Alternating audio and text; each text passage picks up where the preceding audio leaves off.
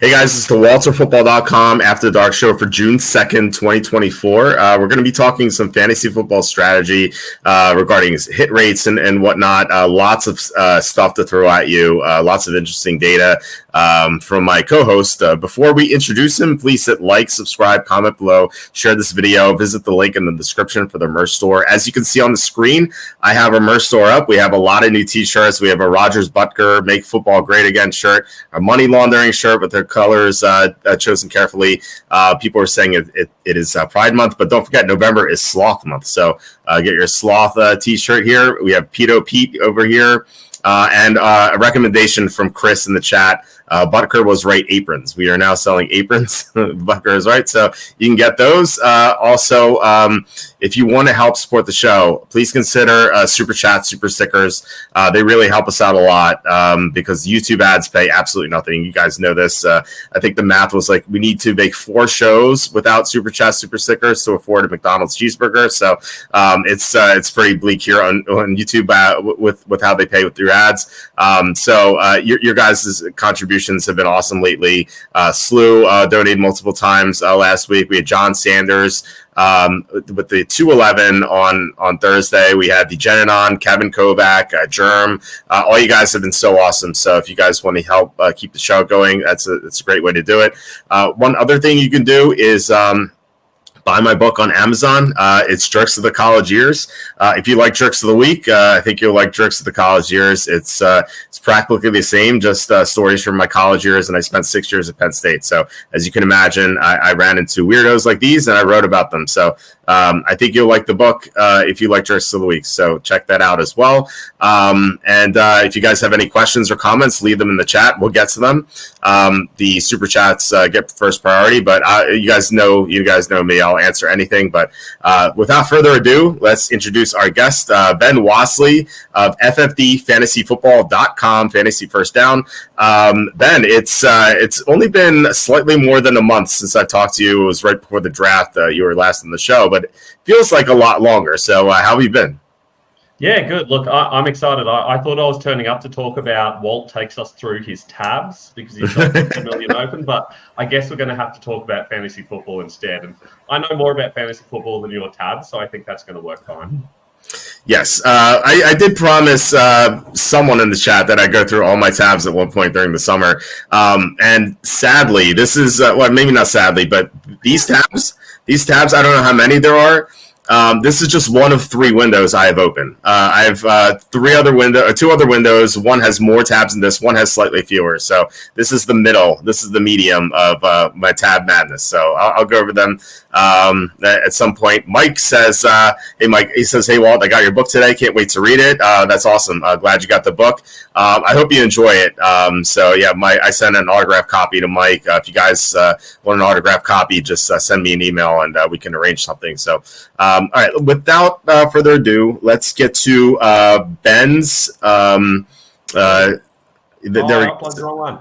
I did it again. the wrong one. All right, so we'll get to that in 1 second as Ben gets the slideshow going. But if you guys want as well, at the end of the show, I can go over some golf info. We have round 4 coming up. Ben, just let me know. You can interrupt me whenever you're ready. Okay, so we're good. We're good. Okay, here we go. All right, so this is all your data. This is QB hit rates. We're going to have a lot more as well. So you want to take us through this first slide and explain what's going on? Yeah, so basically I went through the last 20 years of fantasy data. I basically looked at every player that's been drafted within the last 20 years, and I looked at how successful they were. I basically categorized them into 8 categories. You can see the categories down the left-hand side. I based it both on their best fantasy finish, we're talking from a fantasy perspective, and also their longevity. So to be a superstar, for quarterbacks, for example, they had to have a top 2 fantasy finish, and they had to be fantasy relevant, so top 30 in the league, for at least 7 years. And the same thing happens all the way down. So top 5 finish, 5 years of fantasy relevance, etc. Obviously with running backs and wide receivers, because there's a whole lot more running backs and wide receivers to help you in fantasy, kind of doubled all of the cutoffs. So it's kind of like top 5 for superstars, top 10 for studs. For guys that are really only in the league and successful for a couple of years, there's brief boom and brief value players who they had less than 4 years of fantasy relevance, but they were good for a little while. Everyone else is obviously a bust. Mm-hmm. Okay, so the first thing that stands out to me is that it's a high hit rate of superstars, studs, and fantasy starters. Because I feel like if you ask just regular fans, like, how often do quarterbacks bust at the top? I think they'd probably say more than 50%, just because I think they might remember the busts more than not, but your data shows that they're more likely to be either superstar studs or fantasy starters. So, that really stands out to me. So, obviously, good. It's good news for the three quarterbacks we have. And I guess the data says that two of them are guaranteed to be in the top three categories, and then probably one's going to be a bust. So, probably try to figure out who that's going to be. Absolutely. And I think because we see guys like Trey Lance recently, we think, oh, that must happen all the time. But realistically, that was a strange one-off situation where they slightly overvalued him and then he got injured. And we really don't know how he would have been if he hadn't gotten injured. Before him, you have to go all the way back to like Jamarcus Russell and guys like that. Like, we're talking a long way back for guys drafted in the top 5. So if you're a top 5 pick, and we have 3 legit top 5 picks this year, you've got to think that those guys are at least going to be good for fantasy for some time. I think Drake May's the real question mark. And I think if anyone's going to be not a long-term fantasy starter, at least, I think it's Drake May. But you've got to feel like they're all going to get an opportunity. I think teams are pretty good at being patient with their quarterbacks for at least a season. It's just whether they can hang around in the league after that, what we've got to wonder. But they're definitely the 3 quarterbacks I'd have well above the other guys.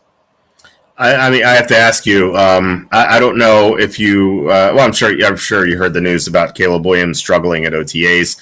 I think there was a story saying that he threw 7 interceptions in a row and was benched, but I think that was turned out to be fake news. But he has not been great at OTAs. So, do you think that he might be someone who's not going to fit in the top 3 categories and maybe be in the 11% bust range, or do you think, would you just not make anything out of that at this point? I think we hear that news a lot. I think a lot of guys come out and we talk about how much they struggled at OTAs. I remember a couple of years ago, I think it might have been Joe Burrow or something like that. Initially, they were like, oh, he's not looking very good. And I remember Jamar Chase came out and they were like, oh, he's dropped like 5 passes in OTAs so far. And suddenly he dropped down fantasy boards. That sort of thing happens. This is the first time these guys have been around NFL teams. There's a big transition period. The period of going through the draft process isn't exactly the best way to get prepared for the preseason. So I don't think this means very much at all. I haven't moved Caleb Williams at all in my rankings, and I really don't think that says very much about his chances of being successful long-term. We've seen him play a whole lot in college. A couple of training sessions with a new team really doesn't mean anything to me at all. Yeah, I remember Anthony Richardson last year too. He couldn't complete basic passes in the preseason. So, but I love your Jamar Chase comparison. Everyone was freaking out about that, and I remember him falling just very hard. And whoever landed him did well. So just buying low. I asked because I have a legendary Caleb Williams Rainmaker card, and I was like fearful of the news. I was like almost sold, but I guess that would have been a mistake at this point. To buy another one.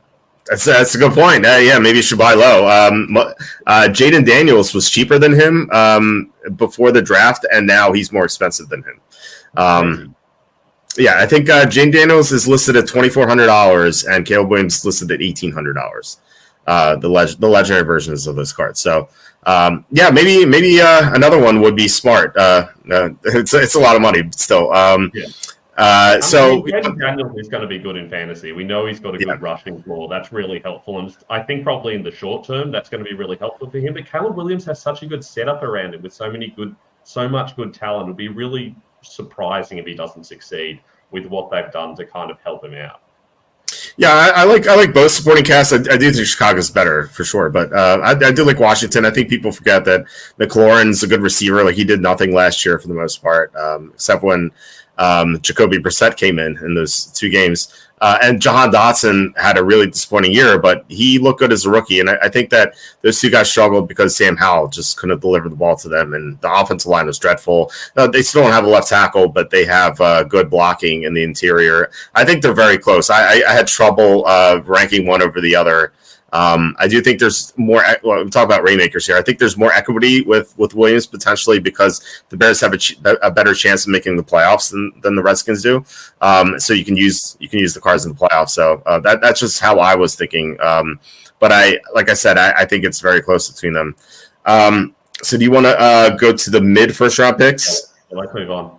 Yeah, and I think that a lot of people are kind of a little bit scared off the mid-round guys for a number of reasons. They do have a far higher bust rate. You're talking about 50% of these guys are not going to be good long-term fantasy players, and that's a big difference compared to those top three. So we are talking about a lot of good players coming through this range. We'll see guys like Josh Allen and Patrick Mahomes and Justin Herbert, but there've been way more busts. Josh Rosen, Mac Jones. Like there's a whole lot of names there that we thought could potentially be solid and realistically turned out to not be the case. It's hard to know exactly how to categorize those guys because realistically, I think in another draft class without those top three, these guys could have easily gone in the top 5 picks. Instead, they all fell a little bit. I know we know that Bo Nix was a bit of a reach in that range, but I feel like it was reasonable for Penix and McCarthy. So I feel like they've at least got a reasonable chance of being successful, but we can see that you should be valuing them a whole lot lower than Drake May. And I just don't think that's happening at the moment. I'm seeing a lot of drafts where we're seeing JJ and McCarthy go ahead of Drake May in Dynasty. I understand that there's a lot of people saying, well, Drake May's not going to start immediately and there's not a very good supporting cast. But in Dynasty, you've got to think a little bit longer. If you're looking to win right now, I wouldn't want either McCarthy or Drake May. So if you're drafting one of them, you're probably thinking long-term. And in that case, I'd have to pay the Drake May. What are your thoughts based on the numbers we can see? I completely agree with that. I'd rather have Drake May. I mean, your data says that, and I'm just not a big believer in McCarthy. I'm less so on Bo Nix. Like we talked about it before the draft. When there's reports surfaced that the Broncos might trade up for Bo Nix, we're like, or what is going on here? And then you suggested that the Broncos should trade down, but they stood pat at 12 and took him, which I think is a huge mistake because I don't think anyone else is taking him. I feel like they could have moved down, even gotten less value. If they moved down 8 to 10 spots, I think they could have still taken him and then picked up some more assets. But yeah, I would definitely rather have Drake May. You have the scrambling ability there as a floor, and I don't think that I just don't think McCarthy has that much of a ceiling. Now he does play with 2 very talented receivers and Hawkinson whenever he comes back from his 20 ACL, but I think that that McCarthy is just. He reminds me too much of Mac Jones. I just don't think there's much of a ceiling. And if there's a low ceiling, I just don't really want him in fantasy. So, I definitely agree that May is the top choice there. Yeah, totally agree. I really thought Bo Nix could have that sort of fall that we saw from like Malik Willis and also a little bit from Will Levis as well. So it feels like he really should be thought of as a later first round, second round kind of guy. But the reality is with a lot of those guys, it does actually make more difference where the teams choose to pick him because that draft pick they spent on him does make a big difference to how they're going to value him. So you'd have to think that the Broncos, until they get a new coaching staff, is probably going to feel a little bit locked into Bo Nix. I know in your latest mock draft, you have them taking another quarterback. If he's at least functional, even if they struggle, do you think they definitely go quarterback again next year? I think it's I think it depends on 2 things. One, it depends on how much they love Shedeur Sanders. If they think that he's a generational quarterback, then I think they take him and trade Bo Nix. But 2, if that's just like I have them going 2-15 in my season previews, which will be posted soon. So and that's the worst record in the NFL. If they're 2-15 because Bo Nix is bad, then obviously I think they'll take quarterback. But if they go 2-15, Bo Nix actually looks pretty good. But the defense is dreadful. The receivers drop so many passes, and you can see like there is something with Bo Nix. I think there's a chance that they could trade down, kind of like the Bears did trading down. When they had the top pick and they moved with the Panthers because they had Justin Fields. So I think something like that is possible. It really depends on how Bo Nix plays, but I'm not a Bo Nix fan, so I think the Denver's 2-15 record is somewhat based on Bo Nix struggling. Yeah, totally agree. I'm totally with you on that same page.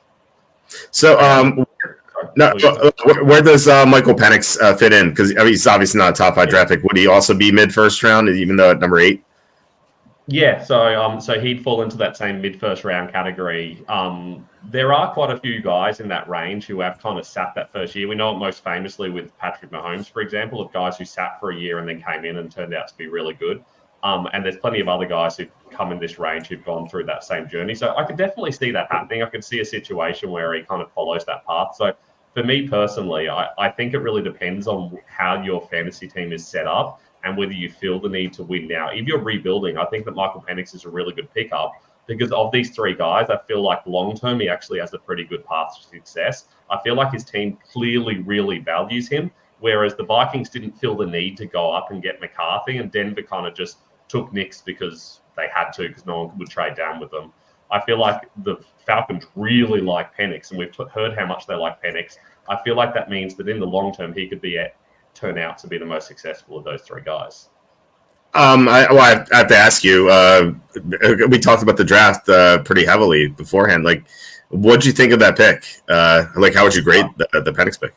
I was with you. I thought it was diabolically dumb. I didn't understand what they're doing. Like, if they hadn't taken Kirk Cousins, I would have gone, yeah, that makes perfect sense. I mean, you get a guy on a rookie contract. He can start straight away. You've got a whole heap of young pieces that you can build him around. You're starting his rookie contract. You can bring in a couple of really expensive guys to support him. And they've done the opposite and brought in a really expensive quarterback, and they're just wasting the start of his rookie contract. It makes no sense to me. I do understand the argument that they believe they truly have a really good talent and that it's worth it and they're willing to just burn off that Kirk Cousins contract. But to me, that seems crazy. I think they could have challenged a little bit with Kirk Cousins if they'd used that number 8 pick effectively. Now that they haven't used that pick, they're really limiting their chances of being a good team in the short term and in the long term. It just hurts them both ways. I don't understand it at all. I obviously hated it, but at the time, and ever since, I kind of wondered, and I'm curious to hear your thoughts on this. But my theory, and I presented this to like every coach. So forgive me, Chad, if you're tired of hearing this. My theory is that they obviously signed Kirk Cousins to a $100 million contract. He's coming off a torn Achilles, and he's 36, I think. And they saw him throw for about 2 months. And what if they were like, this guy's not 100%. This is going to be trouble. And maybe he's not going to be 100%. And they think that maybe he's a sunk cost. If that were the case, like, do you think that's possible? That's like the only way this draft pick makes sense to me, because otherwise, what'd you call it? Diabolically what? Idiotic? Yeah. So, like, can you buy that scenario? I think that's like the only way it makes sense. I got to be honest. If that's the case, then that's kind of smart. Like, I do really respect teams that are willing to acknowledge they've made a mistake and then make a change. Like, while everyone was saying, oh, what are the Cardinals doing? They just spent a first-round pick on Josh Rosen, and now they're going and getting Kyler Murray. Realistically, it was the right choice. We can acknowledge that they made a mistake, but it's the right choice to do the right thing after that. So if it turns out that they're like, oh, yeah, we've made a mistake on Kirk Cousins and we acknowledge that, we'll go and get Penix. I think that makes sense. I think that long-term that's the best option rather than just going with Cousins and losing again. So I can understand that argument. And I guess we're going to find out pretty soon if that's true.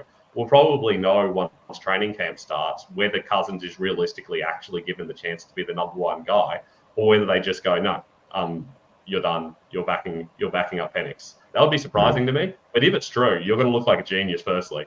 And secondly, I think the Falcons are going to look a little bit smarter. Yeah, we on a few weeks ago, we had one of our co-hosts on who suggested Penix at 75-1 to win Rookie of the Year. If that scenario pans out, and if it does, he'll definitely have a chance to do that. So yeah, I always say that everyone will make mistakes. The real mistake is compounding your mistakes by making multiple mistakes. So yeah, we will see. You're right. In about a month and a half, if that's true or not. Cassandra says, "Hey guys, always enjoy when you're on the show, Ben." Hey Cassandra, how are you? And Cinder says, how are we feeling about golf? So real quick, I can go over this at the end if you want. But so Bobby McIntyre is ahead by 4 strokes, and there's a bunch of guys tied for second. And our guy Mac Hughes is tied for second right now. He's I believe he's 8-1, and McIntyre is plus 100. I may hedge it if if Hughes starts off well and McIntyre falls back a stroke, like if he draws it within 2, I think I'm going to announce that I'm going to hedge it. So definitely stay tuned for that. But I mean, I like Hughes' chances out of all the guys who are tied for second right now. But Mackenzie is ahead by 4 strokes, so we'll see what happens. But I'll have an announcement about that. So, all right, want to get to day 3 draft picks? Yeah, let's do it. So I know a lot of people get pretty excited about guys like Spencer Rattler, and I think going in we thought, oh, maybe he sneaks into day 2 and that gives him a little bit of value. But realistically, day 3 picks are very, very rarely successful. I know Brock Purdy's like the big name recently, and we've had guys like Dak Prescott and Kirk Cousins, I guess, as well. But I went through quite a lot of players. Like there've been 80 players drafted in that range in the last 15 years, and we can come up with 3 names that have been realistically successful. So I think the chances of one of these guys being successful, even long term, or frankly even short term, is pretty low. They're the kind of guys that I know a lot of people will take in the 3rd and 4th rounds of drafts. Unless it's a super flex league and you're desperate, you're wasting a roster spot. There's someone in free agency that's going to be better than any of these guys. I'm in a couple of 32-team leagues. I'm not touching these guys in those leagues. Like that's how low I value these guys. There's no point in drafting them. Yeah, I was on as a guest on some other shows, and one question I'd be asked all the time is like, who is day 3 quarterback you like? And I'm like, I don't know. I was like, maybe Michael Pratt because, and I didn't say why, but I said it's because like I didn't watch as much Tulane as the other quarterbacks, and I know the other quarterbacks either suck or injured. So I guess Pratt by default, but I didn't like any of these guys. So yeah, I agree with this data. It's 91% bust is pretty significant, and I just don't see anyone. Yeah, like the Rattler will get some hype. He's a known person, and if Derek Carr goes down, he might have a chance. But I just don't really see any of these guys panning out. Yeah, absolutely agree. So this brings you to my rookie QB rankings. Full rankings for Dynasty and rookies are on ffdfantasyfootball.com if you're interested. I don't think there's any major surprises here. The one thing I will mention is that Michael Penix being that low is entirely based on the fact that I'm kind of averaging out all teams that are drafting. So anyone who's trying to win in the next season or 2, there's no point in drafting Penix. Unless Cousins is truly injured and Penix isn't going to start at all. But I think that's unlikely. It's possible, but it's unlikely. I really battled with Nix versus Penix because I think in a lot of situations I'd be taking Penix as high as 4 if I'm really doing a true rebuild. But for the most part, I think for the average team, McCarthy and Nix are the only guys that are likely to help you in the near future. And if you're picking in that range where you're getting these guys, you're probably back end of the 2nd round. And I think that's usually good teams. So for the guys that are likely to draft these guys, I feel like you're probably taking Nix over Penix. Anything surprise you there? No, I do think it's a good debate, Nix versus Penix.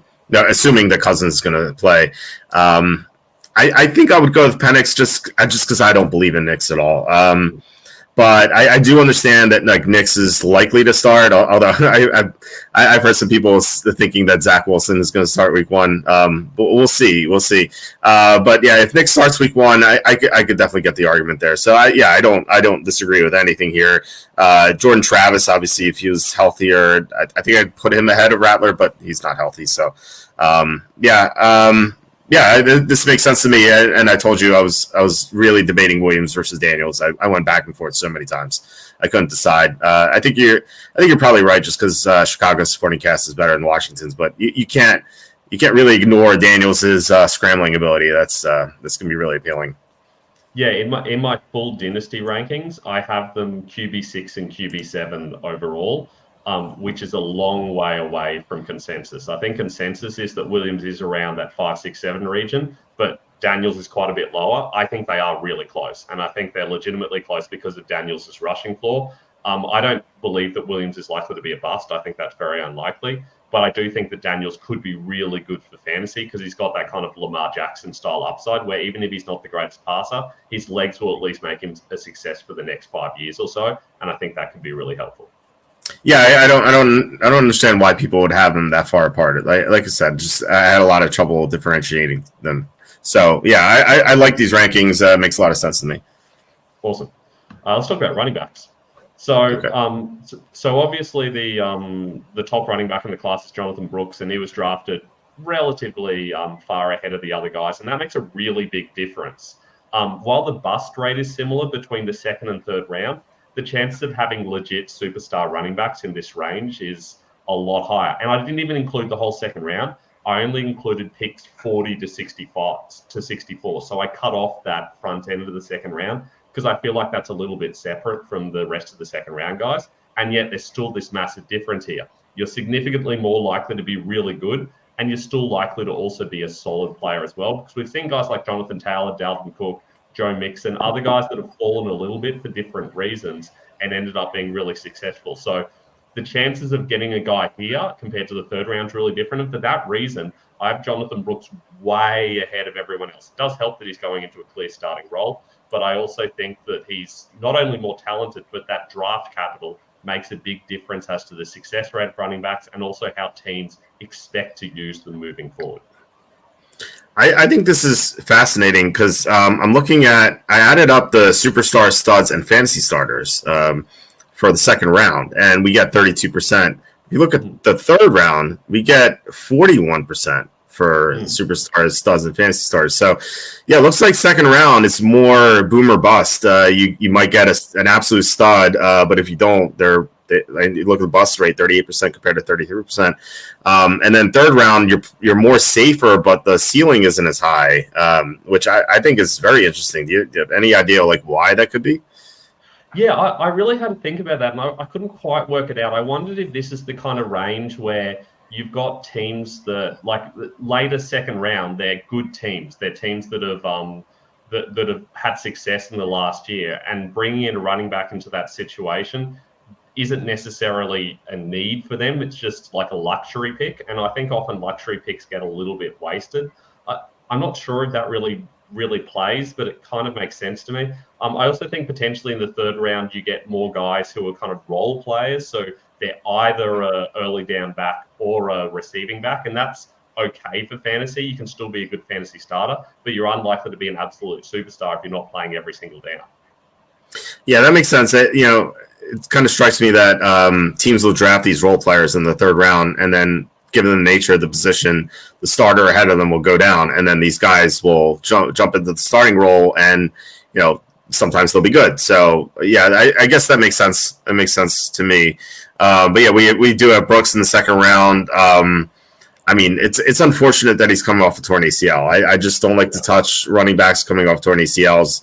Obviously, he's younger than all the other guys usually, but I don't know. Like I've seen a lot of hype with him, and I'm like, wait, but he's injured. I just don't get it. So is he someone you're interested in? Obviously, Dynasty, I would be, but for this season alone, like, do you have any aspirations of drafting, or are you going to avoid him? I got to be honest. This year alone, I probably will just avoid all rookie running backs because I think Brooks is the main guy here that I'm interested in. He's the main guy that actually has a path to a clear starting role. But as you said, running backs coming off ACL injuries, they're very risky. So I'm scared by that. I do think long-term he's going to be successful, but I am nervous about him. But I mean, if you consider the kind of, like, here's the third round guys. If you think about the situations they're going into, we're not talking about guys who are going to be clear starters in year one.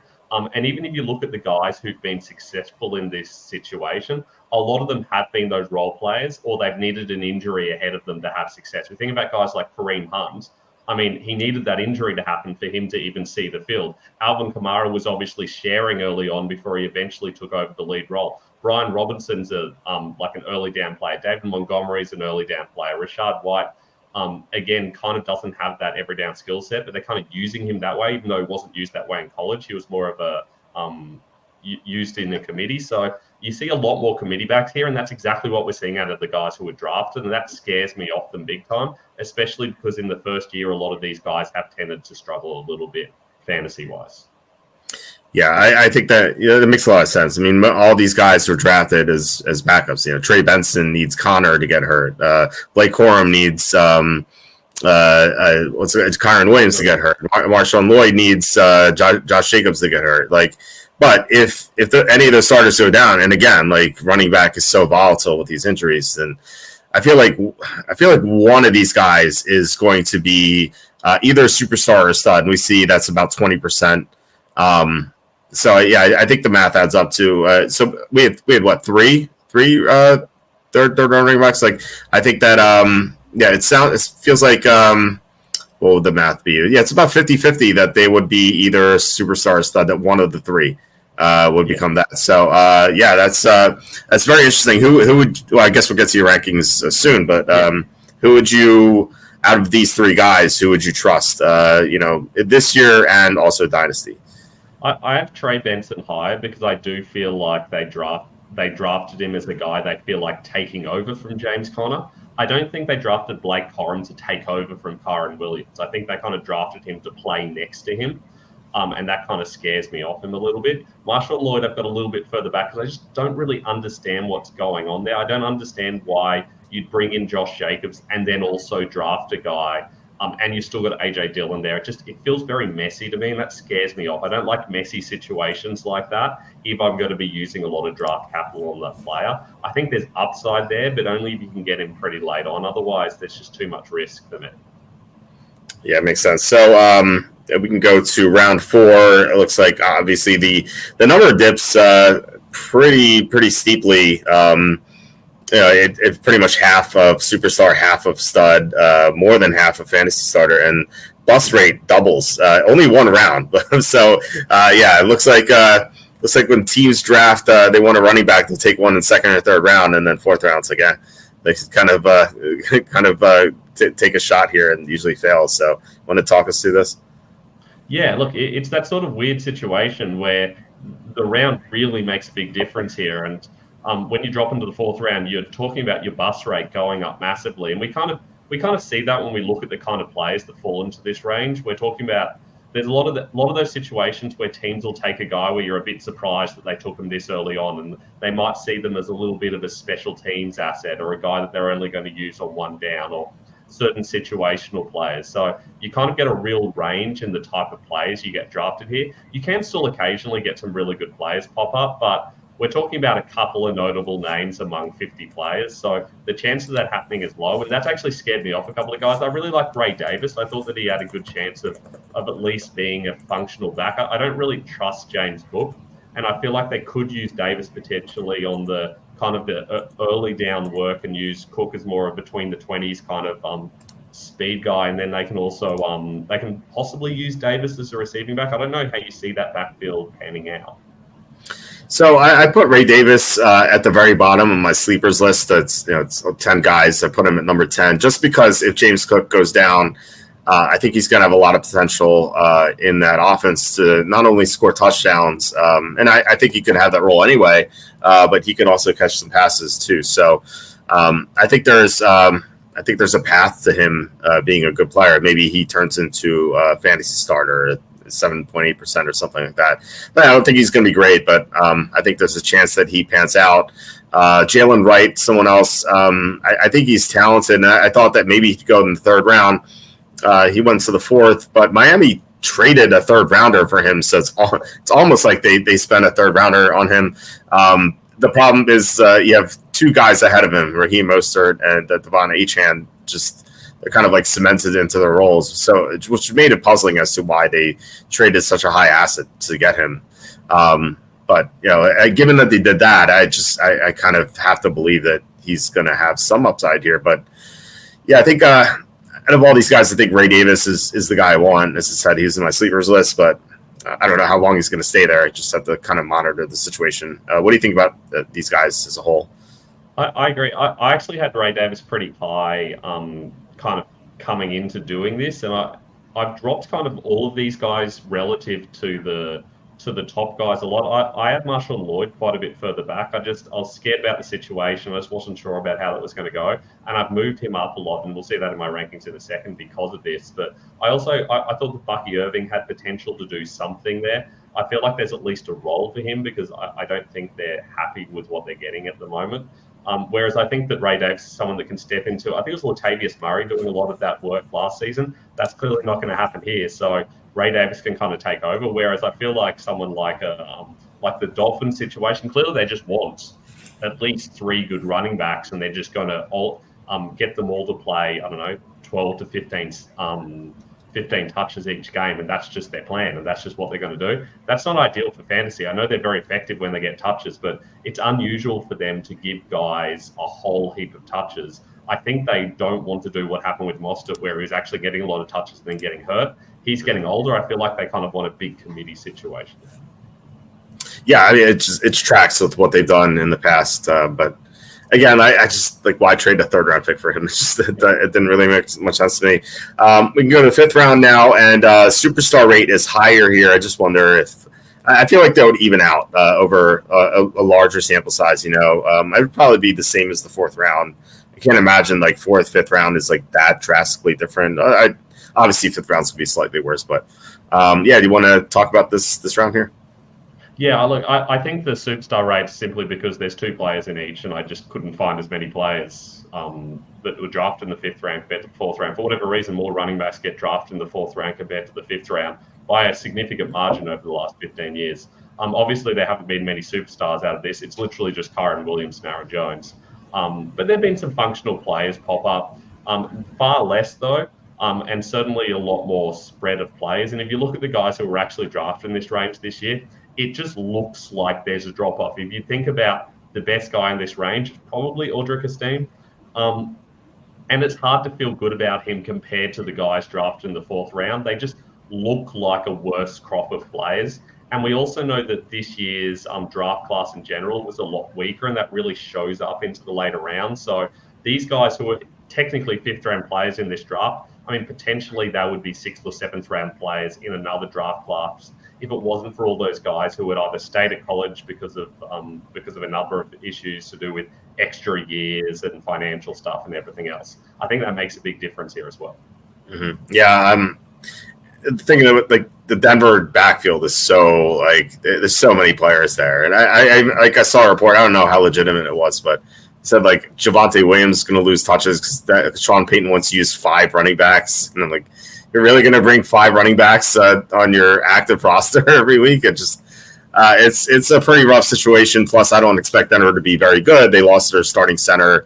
I don't like the team at all. But it just makes sense. I mean, if you get a Kyren Williams or Aaron Jones, it's phenomenal. I just don't see anyone like that here at all. Yeah, I think the chances of that's very low with any of these guys. None of them really profile as a good every down back who are going into a situation where that's accessible to them. Yeah, and I mean, Williams was a complete surprise. But I actually liked Aaron Jones a little bit coming out of college. I think I was surprised that he fell to the 5th round. So maybe I wasn't that shocked by him turning to a superstar. But yeah, Kyren Williams came out of nowhere. In fact, I remember the 2022 opener when the Rams played the Bills. There was an Adam Schefter report saying that Kyren Williams is going to get a big workload in this game. And he actually got hurt on the kickoff. So he never got a chance. And I remember seeing that report, and I played him in the showdown, DraftKings showdown. And I was so upset because I was like, oh, I thought I had this inside info. He was played in like 5% of lineups. If he hit, that would have given me a good chance to win, and he just didn't play. And I just didn't think anything of it. And then last year when he started going, I'm like, oh, I could have really had something here with Kyren Williams. But unfortunately that didn't work out. So.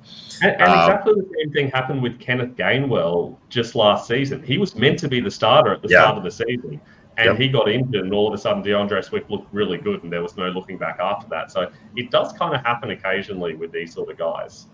I totally forgot about that. You're right. Like, yeah, there was a lot of hype with Gainwell, and he had a great first game, and then he got hurt, and that was it. DeAndre Swift just took over. So yeah, it's pretty crazy. So I didn't even leave. I was really disappointed. yeah, it's really all right. Round 6, 7. No surprise that there are no superstars here. Bust rate is 5 out of 6, so not great.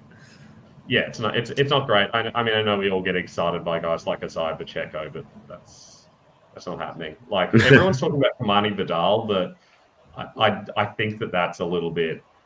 I don't agree with that hype. I don't think that he deserves as much hype as the earlier guys are getting. I think people are hyping him because there's no one else at the Chargers, but I really thought about it, and actually someone broke my heart, and I'll explain why in a second. But J.K. Dobbins, he's number 2 on my sleepers list, and my co-host on Wednesday, Kenny, he had number 1 in his sleepers list. People forget about him. I mean, he's really talented. He's missed the past 2 seasons. He tore his ACL 2 years ago. Last year, he tried to come back too early. He got hurt, which generally happens with these running backs coming off torn ACLs. Now he's 2 years removed from a torn ACL. Like, maybe he might be cooked for sure.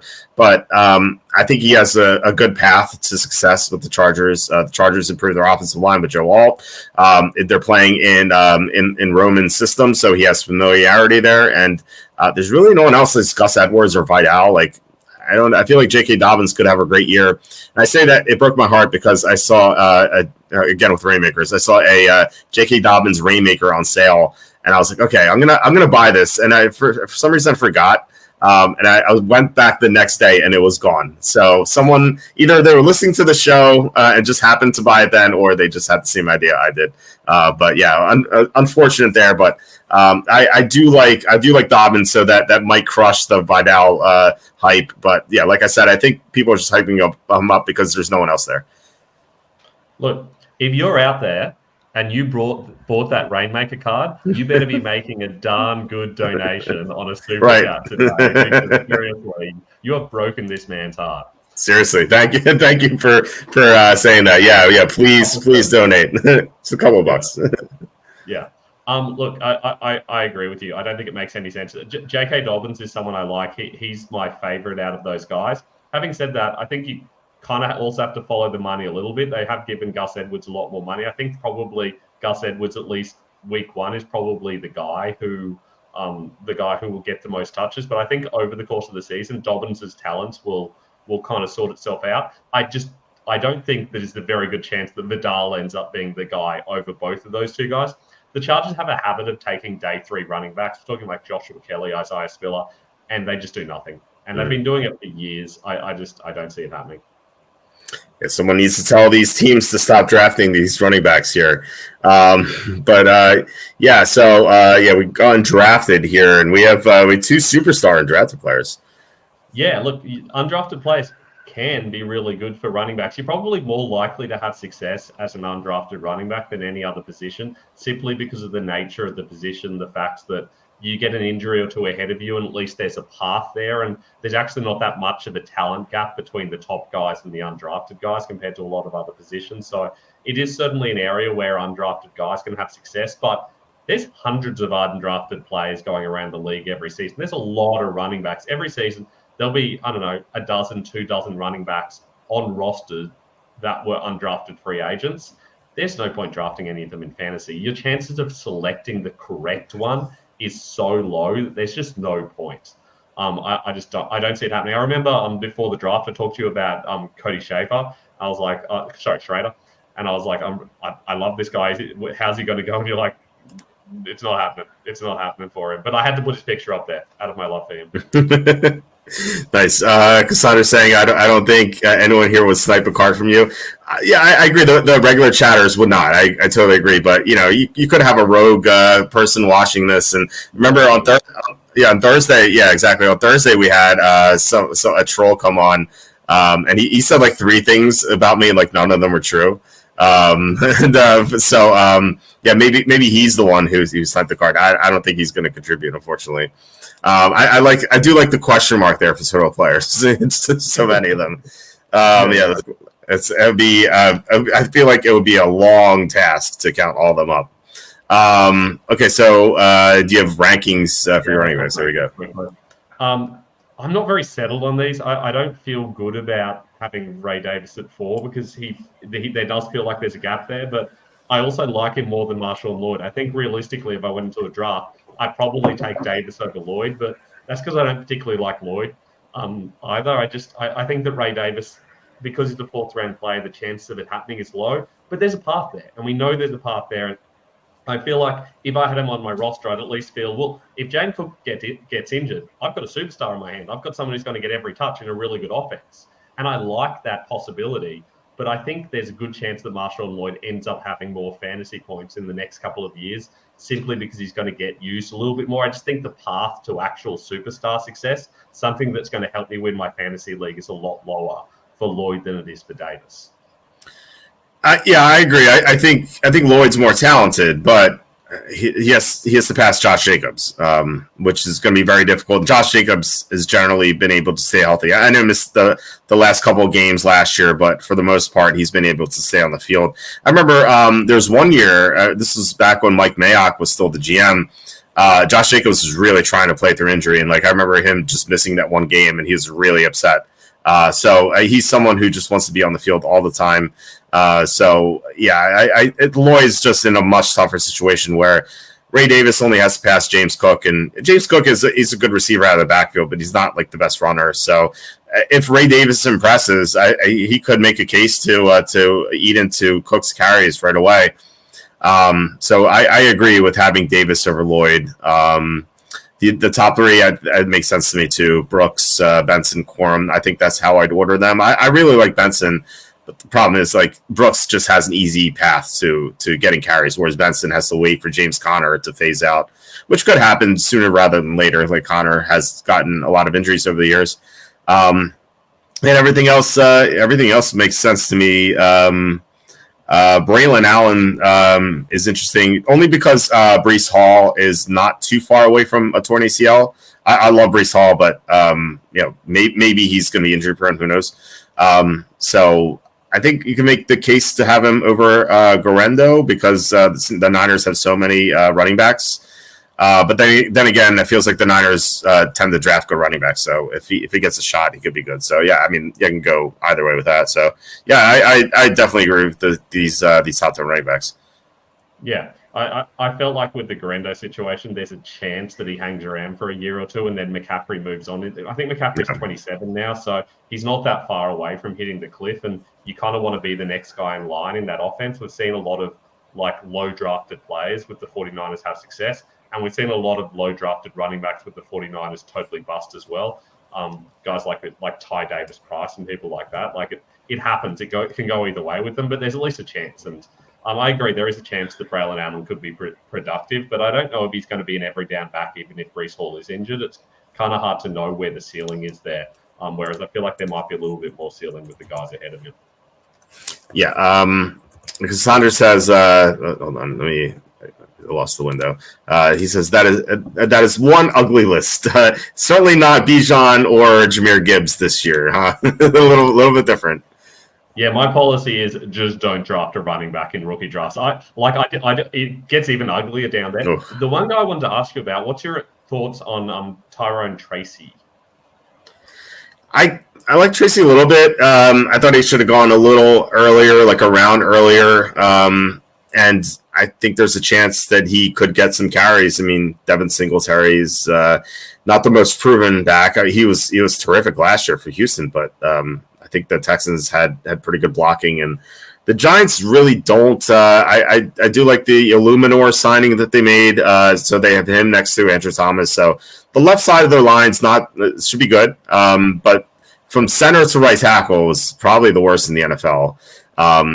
So I don't know. I feel like the run block is just not there, but he could end up starting. So, I could see the case for making him a little bit higher.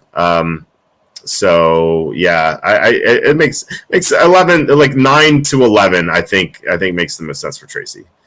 Yeah, I agree. I have a colleague who works with me at FFD, and every year he has one player where he says, you are way too low on that player, and he's right 70% of the time. And this year he's like, you're way too low on Tyrone Tracy. So ever since then, I've just had that in my head, and I can't get it out. So he's someone I don't mind taking late in drafts. Well, if you're talking dynasty, I could see it because I feel like the Giants are not always going to have a horrible offensive line. At some point, they're going to fix this issue. Maybe not next year, but eventually in the future. And if Tracy is the starter there, and again, there's not that difficult of a path there.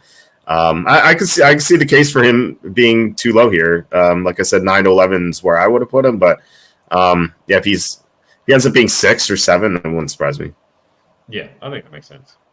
Mm-hmm. Okay, let's talk wide receivers. This is where it gets really interesting. It really does pay to be a top 10 wide receiver in the NFL. When I say top 10, I mean drafted within the top 10 picks. It makes such a massive difference. There's still a pretty big bust rate, but the superstar rate and the stud rate is so high. These guys, like 50% chance of being a top 10 wide receiver at some point in time. And if you look at the bust, they're not recent guys. I think John Ross was the most recent top 10 wide receiver who busted. These days, most of the guys drafted in the top 10 picks who are wide receivers tend to go on and have some sort of success. So I really like the chances of these three guys. I think everyone knows that Marvin Harrison Jr. and Malik Neighbors are going to be really good, but I think Rome Odunze is the interesting one. I think I've seen him dropping in a few drafts. I've seen people taking him behind Bowers, behind the quarterbacks, behind Jonathan Brooks, for example, which is a bit of a surprise to me. For me, he really should be at least the third or fourth pick off the rookie draft block, and I think I'm going to like him a lot in Dynasty and also in redraft this year as well. I think he could be sneaky good. I love the talent. It's just that he's stuck behind DJ Moore and Keenan Allen at this point. But Keenan Allen doesn't have the best track record of staying healthy, so I don't think that's going to be that much of a factor. So I agree. I've seen him drop way too low, and I think that like week 1, week 2, yeah, you're not going to get the most out of him. But I think as the season progresses, I think he's going to really produce at some point. It's funny that two of the busts you have there, John Ross, Darius Hayward-Bay, like most teams did not even have them in the top 10. It was just like the Bengals, he runs a fast 40. And then the Raiders with Al Davis, like, it's a great player, Darius Hayward-Bay. People thought he would go round 2, and he went ahead of Michael Crabtree. So it's just really the notable busts, it's true top 10 prospects. Just only Kevin White and Justin Blackman, I feel. So even though it says the bust rate's 27%, which is actually true, but if you look at actual real top 10 prospects that most teams had consensus on, it's going to be lower. So it feels like the top 3 receivers in this class are really safe. Yeah, I 100% agree. Yeah. And to be fair, even this next round of guys, and it's kind of really only Brian Thomas. I've kind of gone from pick 11 to 24 because for some reason there seems to be a bit of a drop off from 24 to 25. I don't know why, but that just seems to be where the dip happens in quite a few positions. So I put the cutoff from 11 to 24 here. And it certainly made me feel pretty good about Brian Thomas's chances of at least being a solid wide receiver. I know we've seen some guys bust there, but I think we knew that Jalen Reagor was a bit of a reach when it happened. I think we knew that Kadarius Toney was going to be a bit risky, and obviously there have been injuries there. So there's reasons to understand why those busts happen. Same with those earlier guys. We kind of knew they were reaches, and I think with a lot of these guys, the busts were also people we considered to be reaches, whereas I think Brian Thomas Jr. belongs in this range. Yeah, I agree with that. His upside is incredible. I do think he might have a slow start to his career. He's a little raw, but playing with Trevor Lawrence could fix that. And I definitely agree with that. No one really had Jalen Reagor there too. He kind of fits in that category as same as Ross and Hayward-Bay, where the Eagles reached on him and they could have taken Justin Jefferson. Imagine how different that team would be. That's it makes sense that the superstars and studs drop, but the bust rate isn't that much higher. Although if you take Ross and Hayward-Bay out, then it would be significantly higher. But yeah, I do like Brian Thomas for Dynasty for sure. I just don't know how I feel about him for this year. What are your thoughts on Thomas just for 2024? I'm a little bit lower on him for just this year. I do feel like you said, I think he needs a little bit of development. I feel like it's unclear exactly how the touches are going to go in that offense this year. They've still got Evan Ingram around. Christian Kirk seems to be the number one guy. They've got pretty good depth in a few positions. They like to check down to their running backs a lot as well. So they're going to have a lot of targets going a lot of different places, and that's a little bit scary for Thomas. So I do feel like he's the kind of guy who could struggle maybe in year 1. Mm-hmm. Yeah, I totally agree with that. So picks 25 through 40 here. Yeah, and you can see there's a little bit of a drop off here. a lot of these busts are legit busts as well. They're guys that we kind of expected in this general range, and they just generally struggled. So, like, over half of these players, they either busted or they were really only even on rosters for a couple of seasons. Mhm. There have been a lot of big names that have popped up here recently, and I think that gets people a little bit excited. And there aren't a similar amount of superstars in this range to the earlier rounds, but the chances of being a total bust is significantly higher in this range. And I think you can see that with the kind of players that are going here. I know this is a really strong wide receiver class, but you'd have to feel like at least one or two of these guys might struggle. I think Ricky Pearsall, for example, goes into a really difficult situation where they still haven't traded away Ayuka Debo. We don't know what's happening there. We don't know how they plan to use Pearsall. We don't know if he's even going to be on the field as much of the time as usual because Juwan Jennings is such a good run blocker. So it's hard to know what to make of him. Xavier Legette, it's hard to know if he's going to have separation issues. I love Legette, but it's just hard to know whether he's going to have success. He's got a bust chance as well. And so what do you think of these guys? Do you think they're all going to be good? I know this is a strong wide receiver class, but the numbers say that we'd expect half of them to bust. Yeah, and it wouldn't surprise me. I mean, it feels like these guys are pretty boomer bust. Like, even without seeing the data, I thought that would be the case, and it's just nice to have the numbers back that up. I feel like two of them are going to be really good. I don't know which ones. They all have something wrong with them. Otherwise, they would have gone a lot higher. I think like Ladd McConkey might be the best, or at least right away, just because of the PPR situation. Plus, there was a report that Justin Herbert and McConkey have hit it off. They've had good chemistry. So if you're in a PPR league, I'd rather have McConkey than anyone else. And then you have Keon Coleman's in a great situation. He has a chance to be a number one receiver right away. So there's that. You also have Jalen Polk, who like that's a tough situation given that the rookie quarterback's going to be raw, and but then again, like he has an easy path to starting. So I don't know how I feel about Polk. I've been going back and forth on that. I think it's tough to determine how he's going to do because we just don't know how well Drake May is going to play right away. So that's been someone I've been going back and forth on. Does this include? Hold on a second. No, it doesn't. So So like, what are your thoughts on these receivers? Yeah, I kind of feel the same way. I struggle with a few of them. Polk's a guy, like I didn't even include Polk on the graphic because I couldn't fit him in, but I hate that situation he's going into. He's probably going to be the number one receiver there, but the number one receiver in New England hasn't been a particularly valuable role for quite a while now. And I don't know that that's going to change in the near future. You've got a defensive-minded head coach. You've got a really weak offense. You've got a quarterback who's going to need time to develop. So it's unlikely to see him being successful in year one, maybe even in year two. That makes him really scary to draft, especially when you've got so many guys here who could legitimately come out of the blocks really hot. Guys that have really good quarterbacks, like Coleman gets Allen, McConkey gets Herbert, Xavier Worthy gets Mahomes. They're all getting elite quarterbacks. And then you get guys like Legette and Polk who get what potentially could be at least raw quarterbacks, potentially dud quarterbacks, depending on how they end up developing. Mm-hmm. I feel like this is really going to be hit or miss with these guys. So, so we go late second. We have Adonai Mitchell there, which is I've seen really good reports on him. He fell because for two reasons. One, there's some character concerns, and two, teams felt like he wasn't handling his diabetes type 1 very well.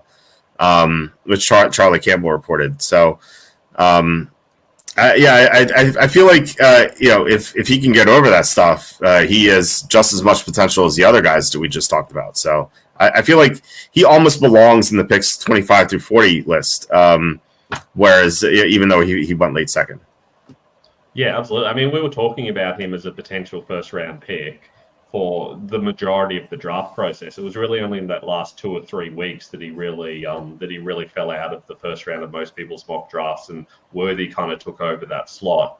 I do feel like he is a legitimate boom bust potential player where there's a massive amount of upside. He could be an absolute superstar, but there is a really real chance that he could bust as well. And I think the fact that a lot of teams weren't willing to take him, that kind of does say something a little bit. The fact that they were taking wide receivers and not taking him, but the fact that so many wide receivers went ahead of him should tell us that there is legitimate reason for concern. But the upside's obviously there. You only need to look at his tape and you can see that how much talent he has.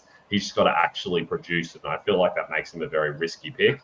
But by the time you take him in rookie drafts, you're probably in that range where it's worth taking that risk.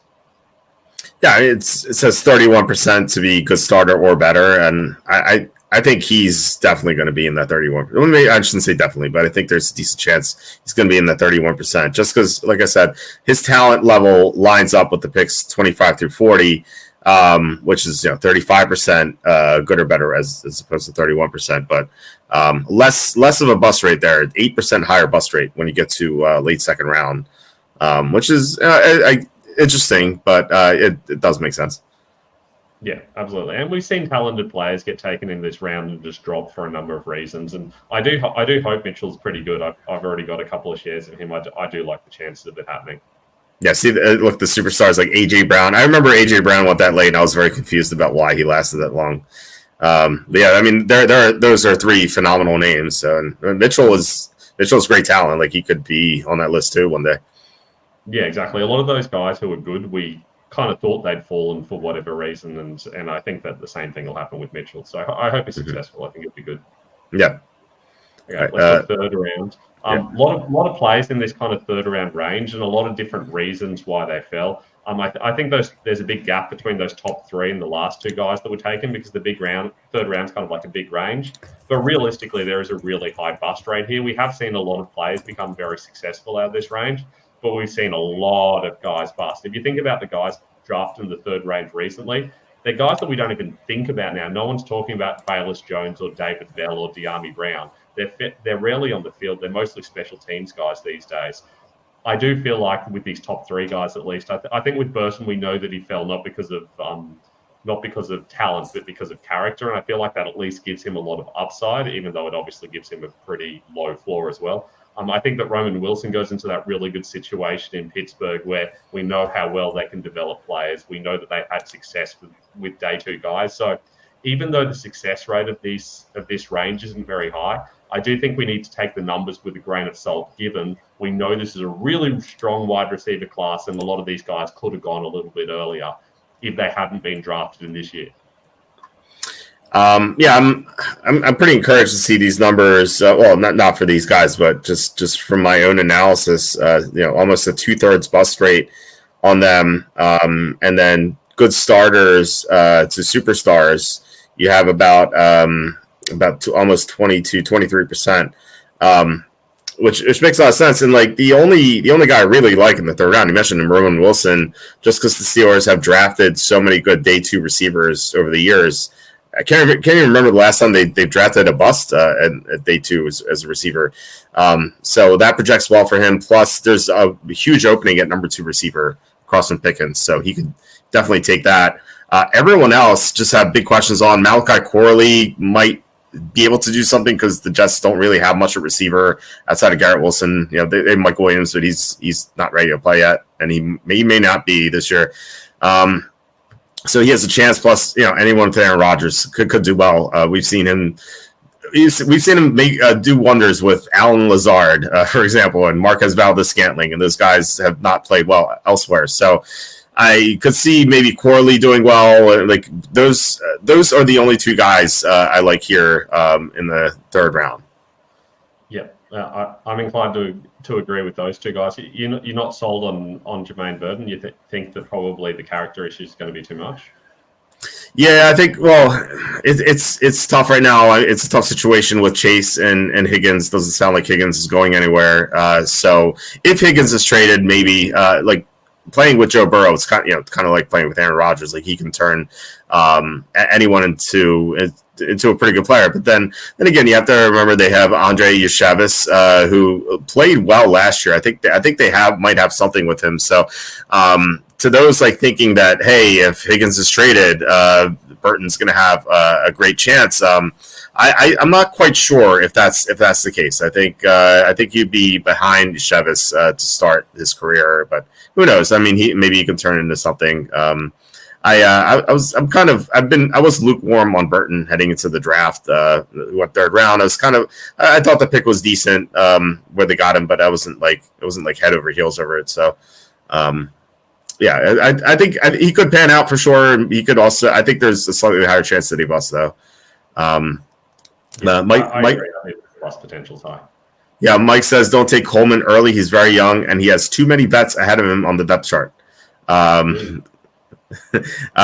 Chase Claypool. Curtis Samuel might be fine. Khalil Shakir is not a vet. Yeah. I don't know who you're referring to. Are you talking about Matt Collins or Marquez Valdez-Scantling? I think this is an inside joke between Mike and our resident Bills fan, John Sanders. I think Mike was teasing him about all the great veterans that they have on the roster. So no, I think I do like Coleman's situation. Just don't know if the separation skills will be there, but the touchdown potential is definitely high. So I'm really curious to see how he pans out. And the bus rate that you have there, bus plus pre-value, not very encouraging for Coleman, but he has high upside as well. I didn't talk about Xavier Worthy, just to go back for a second, but I feel like he's the same situation as Keon Coleman. Playing with Mahomes sounds awesome. It's like, yeah, anyone with Mahomes could be great, but then you remember Kadarius Toney was not great last year. Marcus Valdez-Scantling was not great. Juju Smith-Schuster, he was okay PPR, but not great. And I feel like Worthy's being overdrafted for not only for that reason because of his 4.2 140. I do get the hype. I just don't know. I feel like he could be a bust. He's one of those guys who runs fast but can't play football, kind of like John Ross, Darius Hayward-Bay. Like, is he something like that? I don't know. I do think he's going too high though. Yeah, I think it's really tough. There's such a massive drop-off between Rome Odunze at 3 and everyone else. It's just there's not really a clear number 4 wide receiver. It should be Brian Thomas, but as we said, there's a high bust potential there too. I just think all these players have a reasonable bust potential, but they're all also really talented and could be really good players. So you kind of want as many of these guys as possible because you're going to get some absolute superstars in this range. It's just so hard to know which ones. Yeah, and when you get to the double-digit rounds in fantasy, you want to swing for the fences because that was what I used to call the Wayne Corbett rule. Wayne Corbett used to be this good, he's good in real life possession receiver for the Jets, and every year when I was in fantasy drafts, people would take him like 11th, 12th round. Oh, I'm going to take Wayne Corbett. And then he would do nothing for them. Like, just fantasy-wise, he'd score 5 points a week or 6 points a week. So he'd catch like 6 passes for 60 yards, which in PPR is okay. But in standard, it would be nothing. He'd never catch any touchdowns. He'd just catch 60 yards. He's very dependable in real life, but not so in fantasy. And I think that people always made that mistake. They'd always go safe instead of swinging for the fences in the late rounds. So I always call that the Wayne Corbett rule. I agree. Unless you're in a really deep league, you don't need Tyler Boyd, for example. Like, no one's excited about him. He's going to be the wide receiver 50 or 60 each year, but he's not winning you your league. You'd want to be in like a 16-man team before those players are exciting. Swing for the fences, take the guy who's going to win you your league. I think Tyler Boyd is almost the current Wayne Corbett. I think Wayne Corbett was better in real life, but fantasy-wise, I think that's a good comparison right now. But don't draft Tyler Boyd. Yeah, exactly. Especially not now where it's gone. But yeah, absolutely. Right. Yeah. Well, unless you're in a 32-team league like you're in, then you have to draft these guys. But yeah, standard 12. Don't bother. I'll be tracking Trenton Irwin in that team or something like that. He's like the sort of terrible players that you just need to get 3 or 4 points out of. That's crazy. Sorry. That's crazy. I couldn't wrap my mind around drafting Trenton Irwin. Yeah. Oh, you need to commit. You really got to commit. It's true. Okay, let's talk day 3. Obviously, we've seen some good day 3 players. Early on day 3, Puka Nacua and Amon-Ra St. Brown, I think, were guys that I think we kind of at least had a bit of a moderate excitement level with them when they came out. We thought there was a possibility they'd be successful, but for the most part, day 3 guys kind of suck. If you're going to take a day 3 guy, you do want it to be a 4th or 5th round guy, though, because we have at least seen some success there. There've been quite a few players come out of this round that have been good, but that's because over 100 players have been drafted in this range. Most of the guys drafted in this range are going to be special teams players, so you definitely don't want to be giving up any significant assets to get them. Having said that, if you're going to take a 4th or 5th round guy, who are you leaning towards?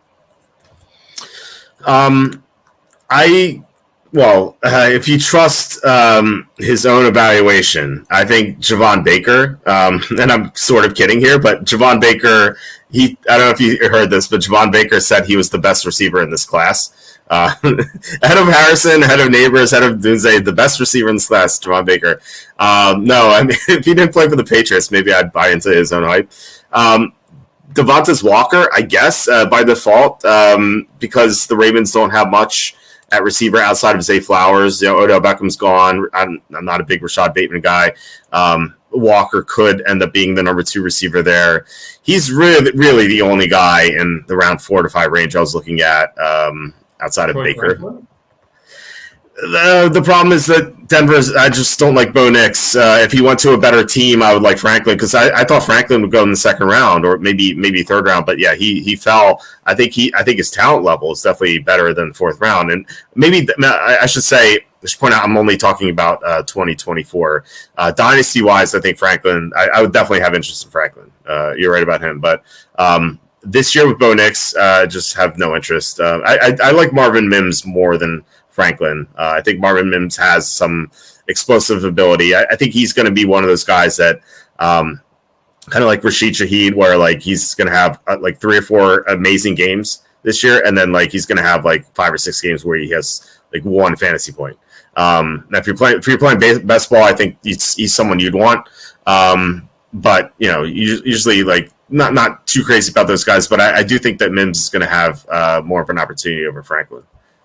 Yeah, I think we sometimes forget that sometimes wide receivers take a couple of years to develop. We've seen a lot of good receivers come in and produce from year 1, but there used to be a thing like 3 or 4 years ago where we always said, oh, look out for the 2nd and 3rd year wide receivers, because that's where they start to get really good. That's where they learn the offense and they start to succeed. We don't talk about that anymore, but I think that could be the case with a lot of last year's rookie wide receivers. And we could see it with a couple of these guys like Troy Franklin, for example, where it does take a year or 2 before they can actually get things going. But I'd much rather look at last year's rookies rather than look at these 4th and 5th round guys. Yeah, I totally agree with that. Like I said, not too high on many of the players here. Just the one. So it kind of tracks with what your numbers say. 78% bust rate. Can you go back to your running backs in the 4th, 5th round? I just want to look at the bust rates there compared to this 78%.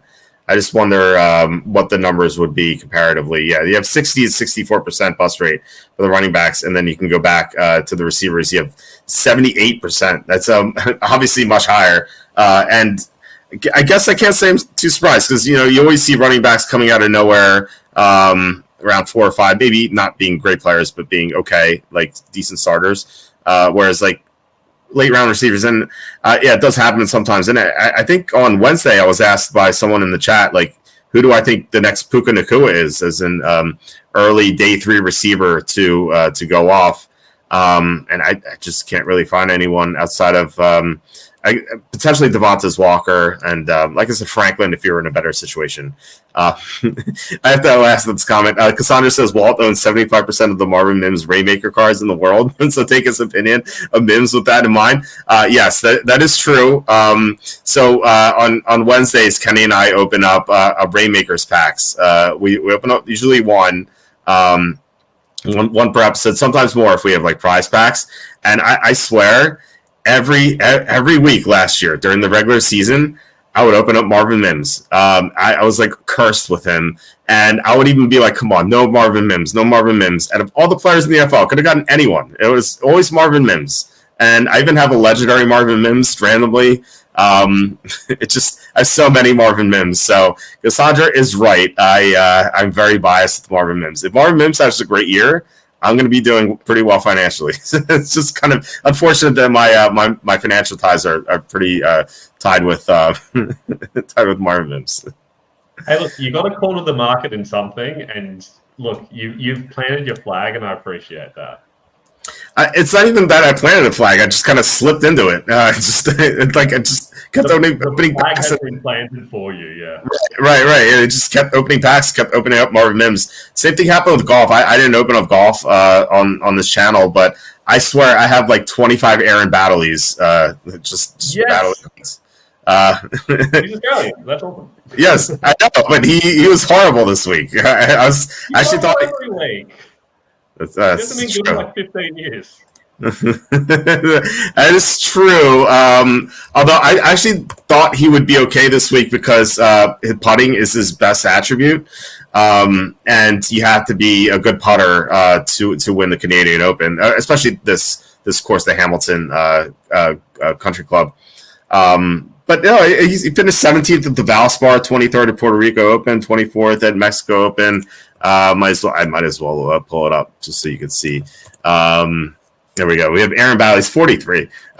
So yeah, if you can see, like, putting is his best. And yeah, he's got a couple of green performances here. Nothing in the top 15, but I thought he would maybe finish like 20, 25. But he was so bad this week. What do you go like?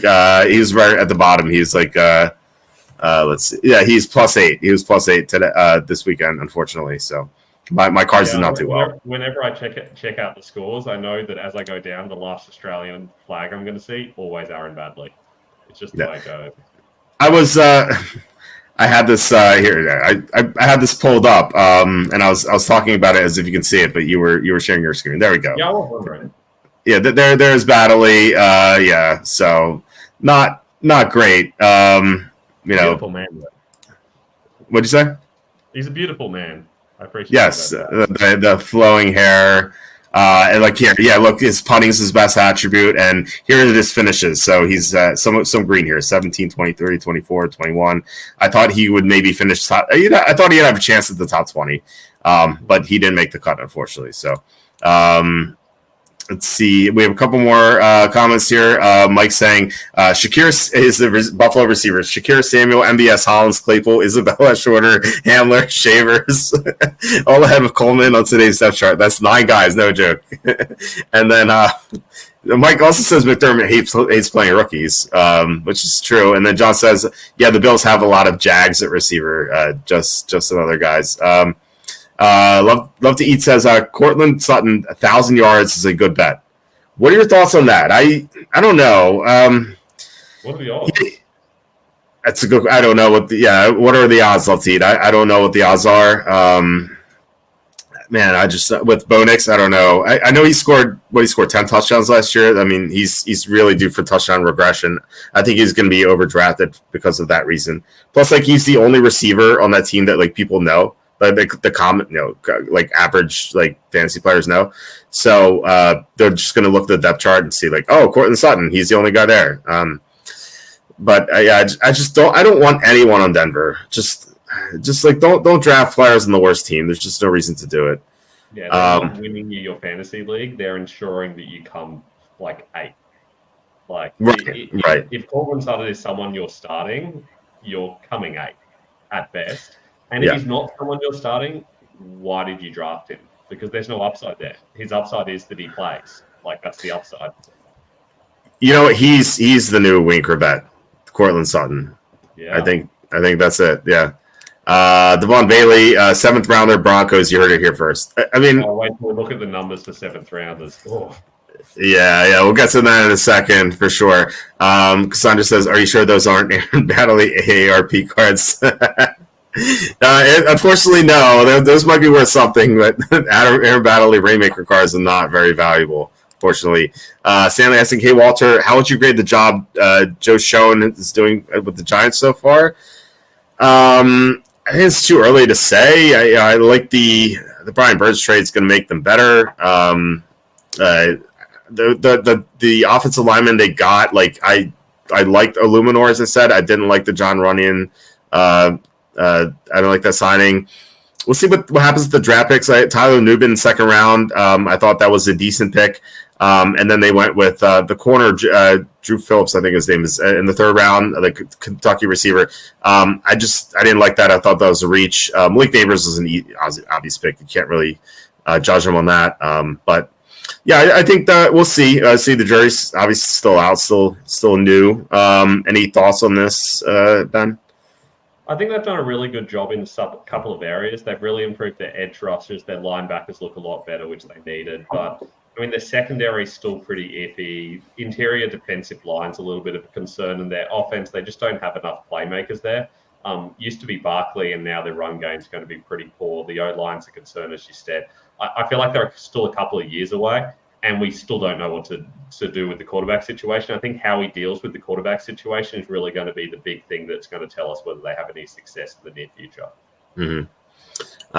Lefty says Adam Thielen had 1,000 yards last year. It's true. Thielen had some really good games, and then he kind of fell off at the end.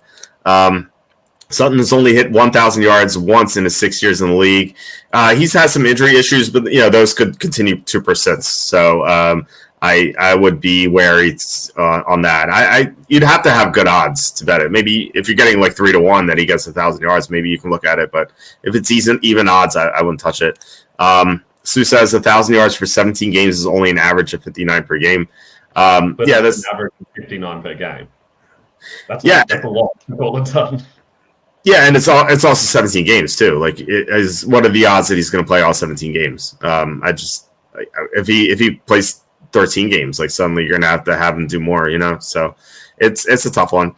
Daniel Jones' contract is brutal. Yes, it was. And then Lefty says not a starter on your fantasy team, but a sleeper depth pick. Is that Sutton? So again, like I just don't see the upside with him. He scored 10 touchdowns last year, but that's not happening again. Especially with Bo Nix, I think he's probably more likely to score 4 or 5 touchdowns. So I would avoid everyone on Denver. I just don't see the appeal there. Even my favorite Marvin Mims, I would take him in best ball very late just because he has explosive ability. But in regular leagues, I just don't. For 2024, I should say, I just don't see anyone there. I also don't think he's a sleeper. I think most people are seeing him too high. If anything, he's being overdrafted. Yeah. And there's no upside there. I feel like he's the total opposite of the sleeper depth pick in that there's not really a clear path to good fantasy success. Plus, you're not getting good value on him where you're taking him. I just don't see a point. Yeah, how many times have we seen players have incredible touchdown performances and then just regress way past the mean the next year? Just think about like Dwayne Bowe. Remember, he had like 15 or 16 touchdowns. They went at like 2 the next year. Damian Harris, I think, had like 15 or 16 touchdowns, and he had nothing. Garrett Blunt, I think he did that as well. Damian Harris, another one. Like over the years, there have been so many guys. Marion Barber was another one. Like they would always have like these big touchdown years. Unless I'm not talking about like great players like the Daniel Tomlinson. I'm just talking about like guys who are just mediocre or slightly better, having these great touchdown years and just doing nothing the next year. You've seen it so many times. I think Sutton's 10 touchdowns. People are going to look at that. They're like, "Oh, I'm going to get 10 touchdowns, maybe 8 at the very least." But no, you're probably going to get 4, especially with Bo Nix. So I just don't like I am not touching anyone on Denver. I think Denver is the worst team in the NFL. And also no one on the Giants except for Malik Neighbors. I just don't see anyone else there. Even Devin Singletary behind that offensive line just don't have any interest. Yep, totally agree. Potentially Darren Waller if he actually plays, but even then you'd want to be getting him pretty late on. The problem, I think, the problem with Waller is that, if he plays, obviously he's not retiring, but the fact that he's already thinking about retirement might mean that he's just not in 100% shape. So you could be getting a guy who has 1 foot out the door already. So that's the problem with Waller. It kind of reminds me of Jared Velda here. He's not a fantasy player, but he was an offensive lineman for the Cardinals and the Raiders. And I remember him considering retirement, and then at the last second he came back to play, and he had the worst year of his career, and it wasn't even close. And I think it was because he was already thinking about hanging up the cleats, So, as soon as I hear someone thinking about retirement and they play, I just don't have interest in them. That's true. Although Tyreek Hill has been talking about retirement a surprising amount, and he was elite this year. Yeah. So. Well, he said at the end of his contract, which is like 3 years. I think 3 years. So that's pretty far off, you know. Well, maybe that's a good reason to start thinking about selling high on Tyreek Hill now.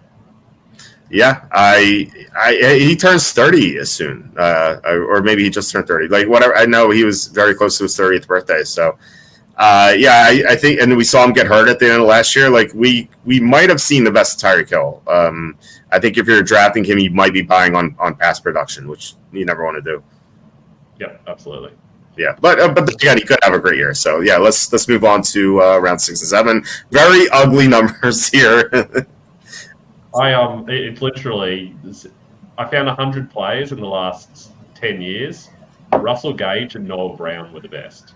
Wow. And when I say the best, they were the only ones who were at least fantasy relevant. I know Antonio Brown went in this range, but that was 2010. Like, these are not players that you want. You should have no interest in these players, especially when we know this is not a deep draft class in general. None of these players are going to be productive. The odds of them being productive is extremely low. I have zero interest in any of them. Yeah, real quick, Jaquan Jackson in Tennessee, Malik Washington, Miami, maybe him, Johnny Wilson with the Eagles, Casey Washington, Atlanta, Taywan Palmer, Cardinals, Jordan Whittington, Rams, Ryan Flournoy with Dallas, Brendan Rice with the Chargers. I want to touch on him. Bailey, we talked about him with Denver, Taj Washington, Miami, and Cornelius Johnson, Chargers. Brendan Rice, I thought it was going to go earlier, like 4th, 5th round, maybe even 3rd. But I thought that 4th, 5th round, I thought he would be drafted. He fell to the 7th. The Chargers don't have much at receiver.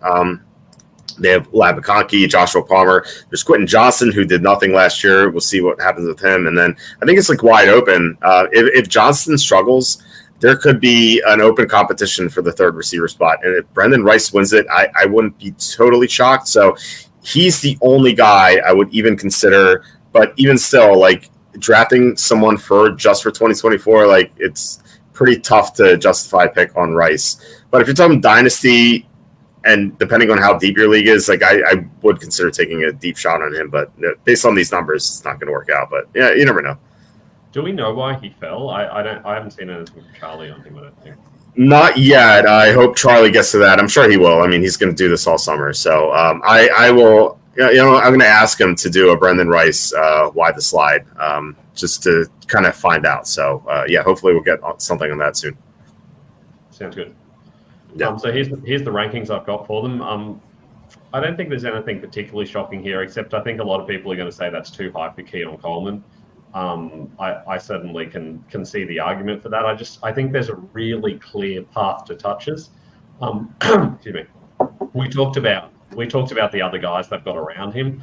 They're going to have to pass the ball to somebody. I know they've got Dalton Kincaid there, for example. I think he's could potentially be the number one target, but I think Coleman's got a real path to being that number one guy, and that upside there and the chances of that happening has him high for me. I've really struggled with Worthy and Thomas. I've kind of been back and forth on them, and I'm definitely not settled on how I have it here. I think more recently I've had Thomas higher, so I'm tight on that. Where I'm really low is Ladd McConkey. I think I'm lower than consensus on there. I don't love that offense. I'm not really sure how much they're going to pass the ball, and there's so many pass catching options there. And admittedly, none of them are great. And I do like the fact that McConkey's probably going to be in the slot, even though he wasn't a consistent slot player in college. But they've still got other guys there. Joshua Palmer's going to be a bit guy. They've got DJ Chark to go deep. They've got Quentin Johnston, who may still be good, but probably won't be. So it could be McConkey that has success, but how much are they going to pass the ball to their wide receivers is the big question mark for me. Yeah, it's a legitimate concern for sure. I did like the report we had of McConkey having great rapport with Justin Herbert. So for that reason, I would have him higher. But they always have these great reports on players at this time. I feel like OTAs and training camp even are kind of dog and pony shows in that regard. So yeah, I could see McConkey there. I think you can order 4 through 7 in any way for it to make sense. The only thing I would argue is I wonder. I'm going to have to ask you why you have Mitchell below Leggett, just because I don't trust Bryce Young, and although I mean Dave Canales will make things better, but it feels like the Panthers have a lot of pass catchers too. Like they have Deontay Johnson, they have Adam Thielen still, they have from last year they Jonathan Mingo, and now they have Leggett. Like it feels like it's very clogged there. Whereas like the Colts, it's really only Michael Pittman Jr. is established targets, and then Josh Downs in the slot, and then across from Pittman is it's either going to be Mitchell or Alec Pierce, and Pierce really hasn't done much.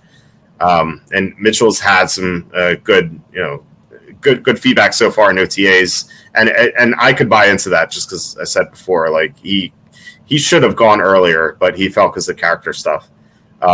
So I would put Mitchell ahead of Leggett, but I mean you can. I'm sure you. I don't know if you can argue otherwise. Like why do you have Leggett there?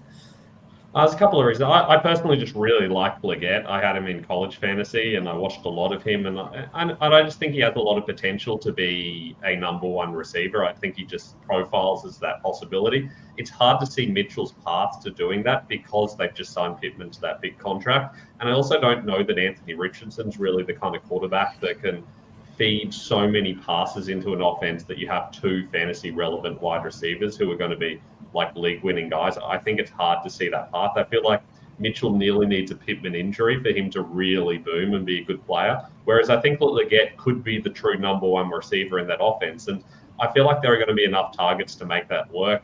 He's 33 years old. He's pretty much done. I don't think that we saw enough out of Mingo to really make us have any faith in that situation there. I know Deontay Johnson goes there and he's going to have some success, but Leggett's going to be the guy that's getting the touchdowns. He's going to be the guy that could be that true number one receiver. I like the upside there, and I like the talent. I do have concern about his separation issues, and his size wasn't as big as we expected. I think everyone thought he was huge, and he's really only 6'1", but I think there's still enough talent that I personally take Leggett ahead of Mitchell whenever I have the choice. Here's a funny question for you. If Richardson, as we know, can't stay healthy, if you're told Joe Flacco is going to start 13 games, would you like Mitchell more or less? Yeah, definitely, because all of a sudden, all those rushing yards that Richardson gets, they're suddenly going to go to check downs and other targets to receivers through Flacco, and you're going to get a lot more deep passes as well, which are going to give you chunk yards. So I do like the chances of him being very good in that situation. Yeah, I definitely agree with that. Sam is saying, do you think the Ravens will finally win the Super Bowl this season? I do not. In fact, I don't know if they make the playoffs. I think they might be out in my season previews. I think I'm going 10-7. It's funny. I finished my previews for the most part. I have one more team to go, but it's the NFC. In the AFC, I think I have 6 or 7 teams with a 10-7 record. And it was a nightmare trying to figure out which teams would make the playoffs as a wild card. I couldn't do it by hand. I had to go through a playoff machine and enter in every single result. It took me so long to do, but it worked. It spit out the right playoff. They spit out the right wild card teams. It was horrible. It was a nightmare. I tried to do it by paper. I'm like, I'm just kind of so confused. I can't do this. The Ravens, I have a 10-7. They lost 3 offensive linemen. They lost several players on defense. And we saw the last time Lamar Jackson lost offensive linemen, he had a big decline from 2019 to 2020. I just think that the Ravens are due for a regression, and the AFC is so tough. Like you go down a peg or two, like you're out of the playoffs. There's so many good teams. I think I had I can actually let me see. I think I have this here in my projections in the AFC. I have 12 teams with a winning record. 12 teams. And in fact, I have 13 teams at 8-9 or better. I only have 3 teams. The Patriots have 3-14, the Titans at 5-12, and the Broncos 2-15. Every other team's 8-9 or better. That's how good the AFC is. It's insane. So yeah, like I said, if you get knocked down a peg or two, you're out of the playoffs in the AFC. That's how good it is. Lutzy says McConkey's going to get a ton of targets, especially with the new head coach philosophy. Yeah, I mean, Harbaugh is going to run the ball a lot, but they do have Justin Herbert. So out of all the receivers, I think McConkey probably gets the most targets. I think Palmer gets the most downfield stuff. But I think I like those two. And Quentin Johnston does intrigue me as a guy you can buy low on, but it's kind of a shot. It's like a home run shot or something, but it may not work out. John Sanders says, yeah, Coleman will be the primary X. He's a better Gabe Davis. Yeah, I'm not, I was never, well, I was high on Gabe Davis to start his career, just got soured on him after, but I do think there's a good chance Coleman's going to be an upgrade over Davis. And I based on your rankings, I assume you agree.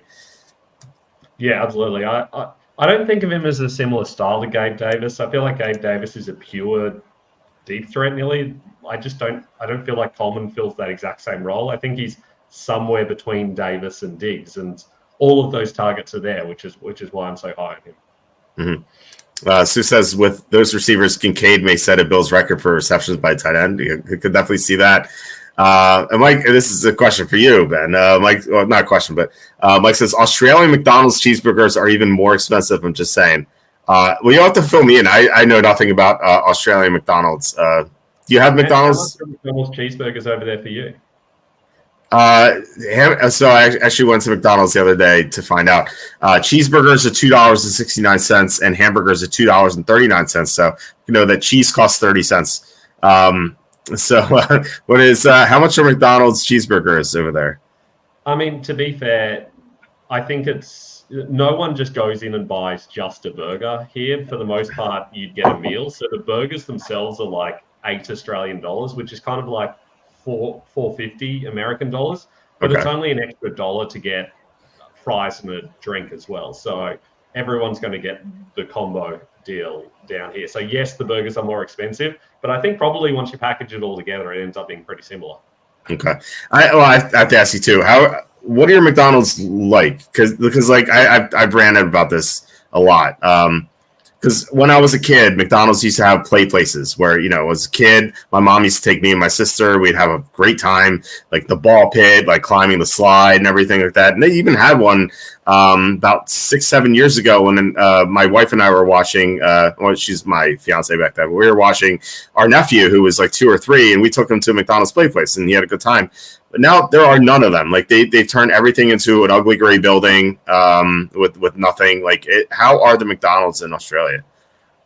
They're actually pretty nice. They've done a good job of trying to upclass them a little bit. We have a lot of like McCafes, which are like, you know, coffee style places, and they're often attached. So you'd often have that nicer cafe area, then the McDonald's, and you've got, I reckon you probably have play places in half of the McDonald's places around the place. Most people, a surprising amount of people eat in at McDonald's here. We don't really use drive-throughs as much. We do it, but I think we probably eat in a lot more than probably happens over there. So they've definitely done a good job of just generally upgrading it to a nicer place. They kind of compete with our version of Burger King, which is called Hungry Jack's, because I think Burger King's name was taken. So they kind of like push off against each other. So there'll be a whole lot of places where you like have a Burger King equivalent on one corner, a McDonald's on one corner, a KFC on one corner. And because of that, they all make their places really nice so that people actually want to go in. Man, I want to go to Australia now to experience the McDonald's play place again with my kids. Obviously, you know, it's really depressing. It's all just ugly gray buildings. Like I said, I just don't know why they did that. It was McDonald's used to be a great place to go. Their whole slogan used to be "Food, Folks, and Fun," and it was great as a kid. Now it's their slogan, I think, is "I'm loving it," which if you turn into "I am loving it," if you rearrange the letters, it says ailing vomit, which it's not great. John Sanders, 411 super chat. I'd give more, but that Mahomes jersey needs to go. I will put it on in a second. But the $4.11, I have to respect it now. Yeah. Thank you so much, John, for your for support. Really appreciate it. Mike says no shutout. John Sanders comes through. So we had that comment. Love to eat asking favorite Australian movie and why is it Razorback? Okay, firstly, the best Australian movie, and any Australian agrees with this, is called The Castle, which is basically just Australians. It's actually like what actual Australians looked like in the 80s and 90s. It's amazing, and you must watch it. You'll not understand a thing that's happening because the accents are so thick, but it is awesome. And it'll explain to you the idea of why we legitimately, no one calls McDonald's McDonald's. If you say McDonald's to someone, they won't know what you're talking about. All of their advertising and everything calls it Macca's. So Macca's is McDonald's in Australia. No one says McDonald's. Wow, that's learn something new every day. I had no idea. The stores just say Macca's on them. Really? Wow, that's interesting. Yeah, why is like where'd that come from? Do you know? Or we shorten all words like that. Okay. So everything that's a long word we shorten into a shorter word. So no one would ever be called by their actual name. You always put O or A on the end of every name. So you'd be Walto, for example. Wow. Yeah, and so like everyone in the chat would not have their name. They'd be like Macca if their surname started with MC something or other. Or like Maiko and Stana and things like that. Like that's what we call everybody here. That's fascinating. Really? Wow. Yeah. I'm always Benno or Benny. Benno. Wow. I'm glad to know this for my hypothetical trip to Australia one of these days. Now I know for sure because I would have been very confused otherwise. We always welcome Walto here. Yeah, well, I do want to go to Australia at one point. So yeah, I would look forward to that. I'm like saying kangaroo meat, better than the rat meat they have here. Not by a lot. Kangaroos are like 50% muscle. It's just like so not tasty. Having said that, they're practically a pest, so you can get it really easily. It's just disgusting. Crocodile meat's a lot better. Okay, I haven't had either. I'll take your word for it. Lottie says, "Walt, do you have an Amigos where you are?" I don't know what that is. You'll have to tell me. I've never heard of it. Let's see. Sammy says, "Well, this is a very easy question to answer. Why did McDonald's get rid of the dollar menu meal?" The Federal Reserve, my friend. That is why they got rid of the dollar meal because we've printed money into oblivion. What is it? 500 million they print every day. So yeah, if you dilute your money, it's going to be more. Everything's going to be more expensive. Now they're having a $5 menu meal, which is only going to last 1 month. So it's not great. Things aren't going very well. We still have it down here, but our dollar is worth like half of your dollar, so that's not very exciting. Yeah, it's everything's going to get more and more expensive. It's going to be the $10 menu meal in a few years. Trust me. John says probably because they want to stay in business. Yeah. Sue says you think Ben would have a Michael Dixon jersey on display. Do you have a Michael Dixon jersey? No, but I want to get a Jordan Mailata jersey because I think he's better. Definitely the best ever Australian or Sab Rocker. Like there is a surprising amount of Australians in the league. Like people forget about guys like Adam Gotsis and people like that. Like there's like 10, 15 Australians in the NFL right now. We just don't talk about them because they're nearly all punters and no one talks about punters. Yeah, Mailata would be a great jersey to have. The way he's going, he might be in the Hall of Fame one day. He's just a phenomenal tackle. And he came out of nowhere. I remember he was 7th round pick, and I know he had a ton of upside. And when the Eagles drafted Andre Dillard, I said, I hate this pick because they have Mailata. And I got criticized for it by like this Eagles website. They're like, that makes no sense. I'm like, I think Mailata is going to be better. And I mean, he's been tremendous, and Dillard's barely in the NFL right now. Even the first punter this year was Australian, I'm pretty sure. Can't remember his name right now because, again, they're all just punters. Yes, the punters are not people, as Rich Eisen claims. John Sanders asking, is Mad Max Fury Road an Australian movie? I haven't seen it. It is? Okay. Yes. I've not seen it. He says, just watch The Seventh Continent. Disturbing. Do you know what that is? I have no idea. Nope. But it sounds like something to do with us. Yes, I think so. Like saying if they ever call it McHappies or McPouches, I would stay away. That's going to be real confusing. Yeah. Lunsey says, OT Walt, what do you think about the libertarian candidate? Yikes. Yeah, it's I don't think he's a quite libertarian if he's for vaccine mandates. I don't understand. The Libertarian Party nominated a guy who's not libertarian, which I tweeted out. I said this is the dumbest party we have in America, and that's saying a lot. And I'm libertarian, and I will not be voting for what's his name, Jimmy Oliver, Joseph Oliver. I can't remember his name. He's not. I don't know. He's not going to get any votes. Mike says Dollar Menu now gets a single Andy Reid chicken nugget from the State Farm commercial. That's what it is. Yeah, it's like a quarter of a cheeseburger, or like I guess it's a third of the cheeseburger, and you get maybe a half a chicken nugget, or you might get a whole chicken nugget. It's rather depressing. Yes. Okay. So you have more here. Obviously, I've got the other guys there, and I think they're practically what you'd expect based on what happened. I've got Luke McCaffrey a little bit low. We didn't talk about McCaffrey. Do you have any thoughts on him? I've had people trying to get into my mention saying I'm way too low on him. I don't. I understand there's path to touches there, but there's not really talents as far as I can tell compared to the others. Yeah, I mean, if his name is Luke Johnson, would anyone notice his name? I just wonder if like it's just because of his name. And I was the first memory I have of like a sibling just being terrible as a kid. I remember the Philadelphia Flyers. I don't know if you follow hockey at all, but they used to have a guy named Eric Lindros, who was a terrific player. It's a shame his career is cut short with concussions. But a few years after he entered the league, this guy Brett Lindros would come in, his brother, and I was like, "Oh, this guy's gonna be just as good as Eric Lindros," and he was horrible.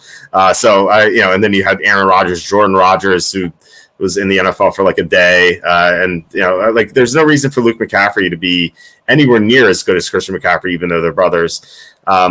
Like you said, there is a path there, just because he's going to be in the slot, and they lost Curtis Samuel, so maybe he does well. But I think that I think the slot was utilized much more last year because you had Sam Howell, who didn't have the best tools, unlike Jane Daniels, and also he didn't have much time in the pocket. Whereas Jane Daniels is going to have more time because they signed Nick Allegretti and Tyler Biadasz to improve the offensive line. So I think they're going to take more shots downfield with a quarterback with a better arm and also better protection.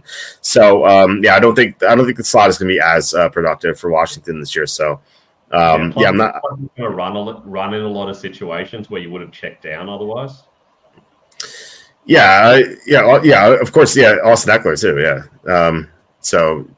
I just don't see it with McCaffrey. I like Walker. I would put him higher, but that's the only disagreement I have really. Of course, Javon Baker would say he should be number one, but I mean, realistically, I'm snubbing him badly according to him. So I apologize.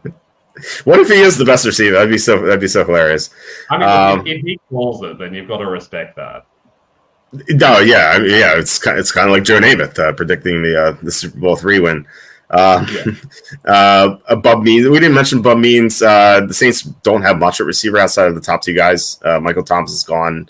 Maybe he turns into something, but I'm not super high on Bub Means. So this is not like the best group. I like Roman Wilson. I like Devontae Walker as a potential sleeper. Franklin, if the Broncos had a better receiver or quarterback, I'd like them more. Corley has, like I said, he has a chance because the Jets don't have much outside of Garrett Wilson.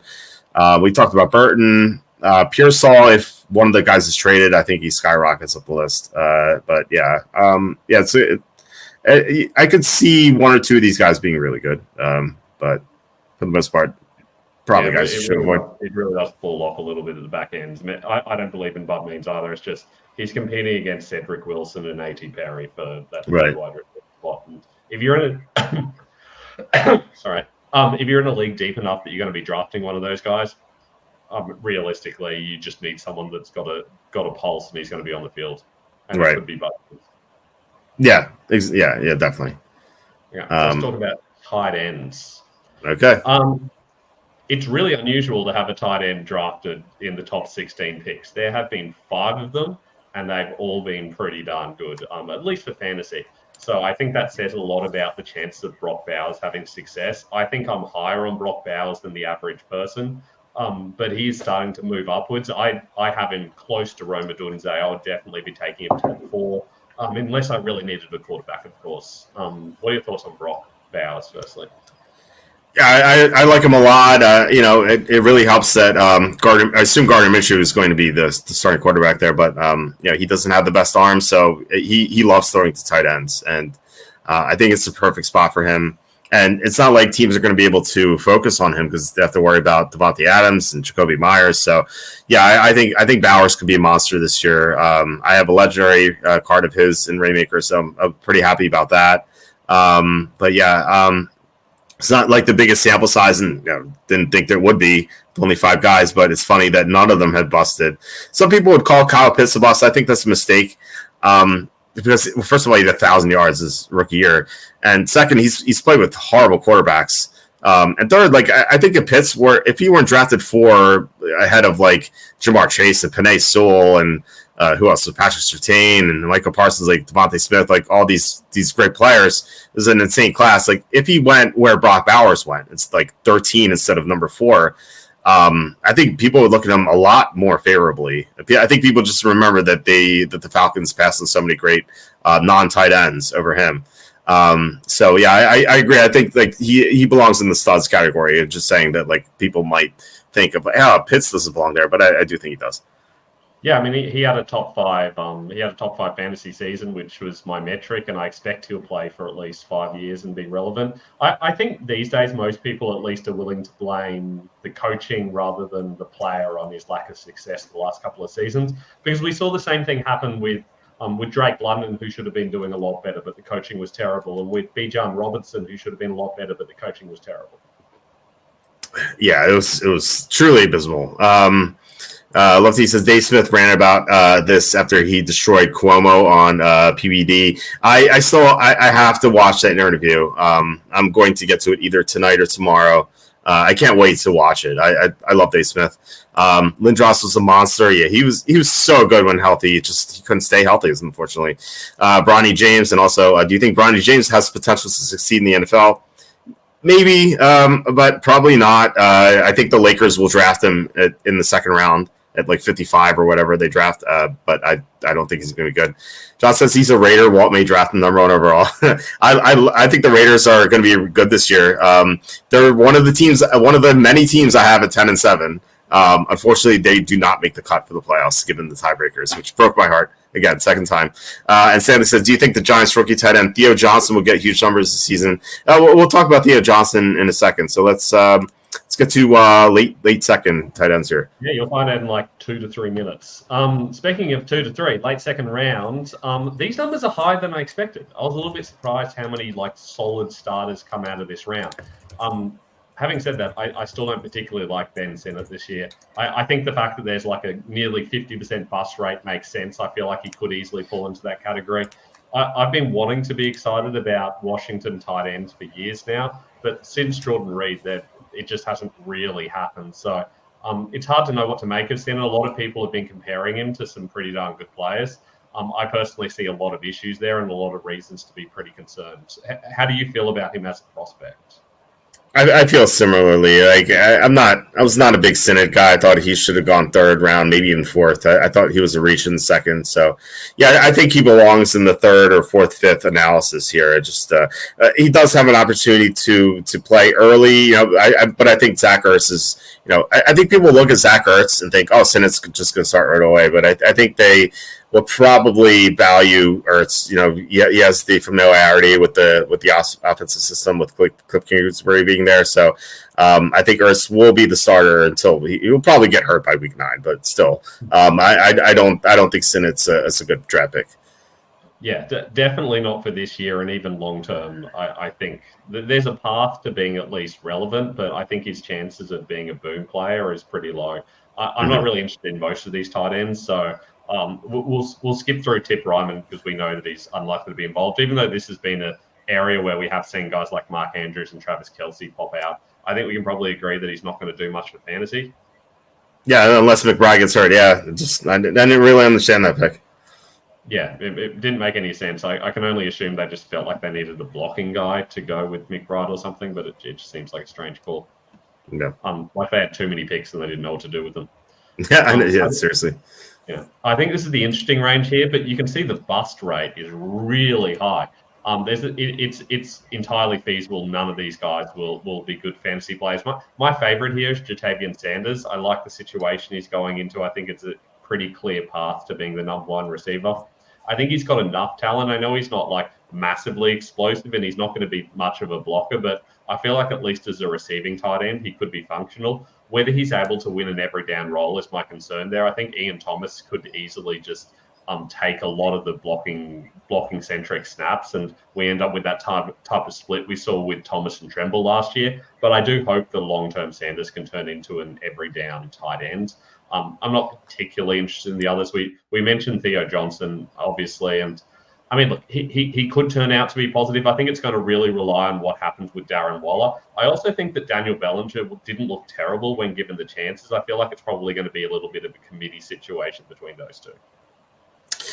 Yeah, I agree with that. I mean, Theo Johnson could be somewhat relevant if Waller retires, but yeah, you're right. You can't really forget about Bellinger. He's kind of he's the next man up, I think, and Theo Johnson has a chance. As I think he has higher upside than Bellinger, but as a rookie, not so much. I agree with your take on Jatavian Sanders. Like, if I were to take a chance on anyone here, I think it'd be him. Just because the Panthers haven't had a good tight end for a long time. So, yeah, it feels like he's the guy you'd want in this range if you want anyone, which you don't because the bust rate's so high. Although I think the bust rate is kind of enhanced just because a lot of the tight ends taken in this range and also round 3 are blockers primarily. So they're just never going to be fantasy relevant anyway. So it does make sense. So I think if you remove like the blocking tight ends and it's just focused on the pass catching tight ends primarily, I assume the bust rate will be lower for that reason. But at the same time, you look at 0% superstars, and so you're not going to get much from these guys. You might be able to get, you might be able to get like players you can stream, and like maybe Jatavian Sanders is one of those guys. Like you're going to play him in good matchups and just cut him when you have a tough matchup. So I think that's probably the ceiling for this year. Yeah, absolutely. I think if you just feel like you need a little bit of tight end depth, you can take these guys 4th round of your rookie drafts, very, very late 3rd round, depending on how deep your league is. I can understand that argument, but you're not taking them against any of the top 17 wide receivers, the top, dozen or so running backs, certainly the top 6 quarterbacks. There's a lot of players ahead of these guys, so you're really only thinking about them like 4th round probably. Mm-hmm. Yeah, exactly. I was looking at around 6-7, very bleak there. Yeah. Exactly. And Darren Waller was really the only one of interest, but he wasn't even drafted as a tight end. So it's a little bit tough to know what to make of that. But gosh, I mean, you're better off getting undrafted tight ends than getting 6th and 7th round tight ends. Kind of the same as with the wide receivers, just a bit of a dead zone. Yeah, I don't even know like who you would draft at this point in round 6 or 7. Like Tanner McLaughlin from Cincinnati. Maybe he's one of the guys who pans out. It's probably not. Jaheim Bell from the Patriots, Devin Cole for the Buccaneers. Just really no one here. So, yeah, no reason to think about that. John Sanders asking, do you think the Raiders have invested enough on the tight end position in the last 2 drafts? To be fair, with the Raiders drafting Bowers, like the people who drafted Michael Mayer weren't the same people who drafted Brock Bowers. And I think that the new GM came in and is like, Michael Mayer kind of sucks. If we can get Brock Bowers is a big upgrade. It's kind of what I was saying before. Like, yeah, anyone can make a mistake, but compounding mistakes, I think, is where you get in trouble. And if the Raiders had passed on Bowers because they had Mayer, but they didn't like Mayer, I think that would have been a huge mistake. But I think they correctly identified that Mayer is a sunk cost. And Bowers is the best player available. So I think that, like, I wouldn't even read anything into Mayer at this point. I just think that they're probably going to even try to trade him, I think. So I like the pick by Bauer for taking Bowers. Yeah, I agree with that. I find it interesting because I don't know that Michael Mayer, we've really had an opportunity to see enough for him. Most tight ends really struggle in their rookie season. I know we've been a little bit lucky that we've seen guys like Sam Laporta boom recently, and Kyle Pitts obviously had a big rookie season, but that's pretty unusual. For the most part, rookie tight ends do tend to struggle. So I think Michael Mayer could have been okay, and I do hope that another team takes a shot on him, because the way it's looking right now, it's not going to look very, very good for him. Having said that, we have seen teams like the Bills take a good receiving tight end in Dalton Kincaid and then use him in conjunction with Dawson Knox and have some success that way. So I think there is a path to doing that for the Raiders. I think that they could use Brock Bowers as like a big slot kind of guy. They don't really have a third wide receiver, so it does make sense to play a whole lot of two tight ends personnel settings and try to get things going that way. I think that would also help their run game as well. So I think that's an interesting idea. Yeah, I think I think they could do that as well. It'd be interesting to see how they use them in conjunction with one another.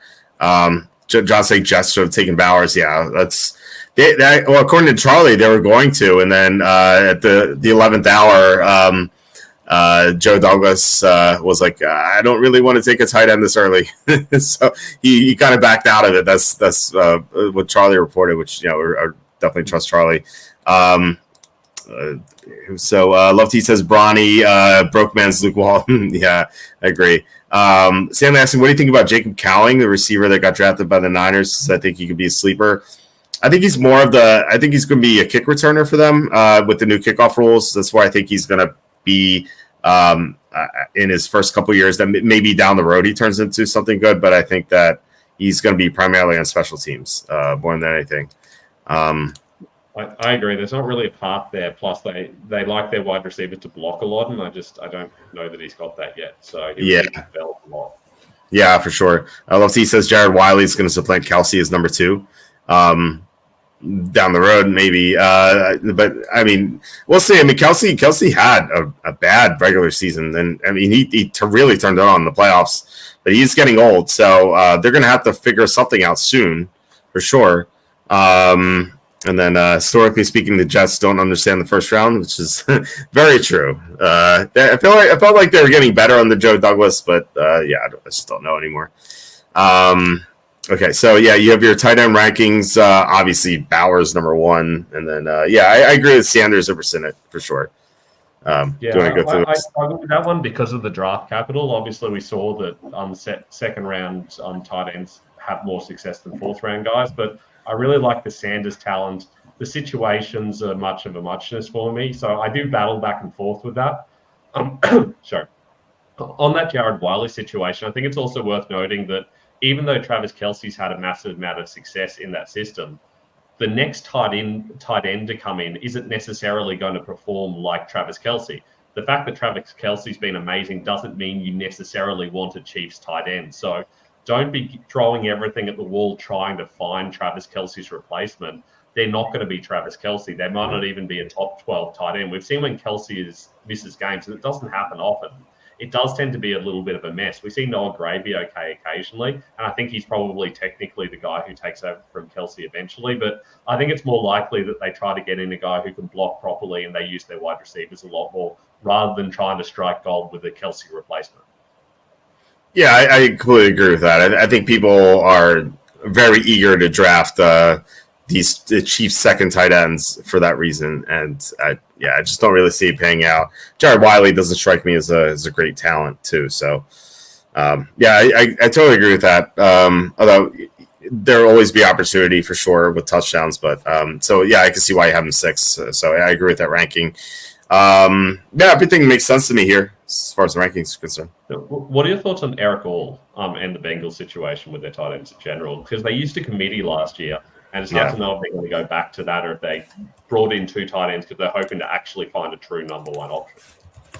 It's been a while since they've had an athletic tight end, and they signed Mike Gesicki this offseason, so I think he's going to get first crack at it. I like Tanner Hudson as kind of dependable guy who can catch 3 or 4 passes. And then you have All McLaughlin. There's just so many guys there. They've sampled, but he's a good blocker. But they just have so many players in the position. It's just so hard to figure out what's going to happen there.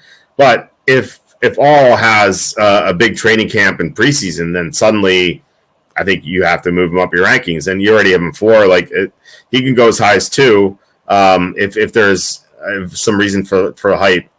Like if he has like a big preseason game, I think he's going to fall up rankings just because like people are going to look at that tight end position and think, okay, maybe he does something there, and also Tyler Boyd's gone, so they need a third option.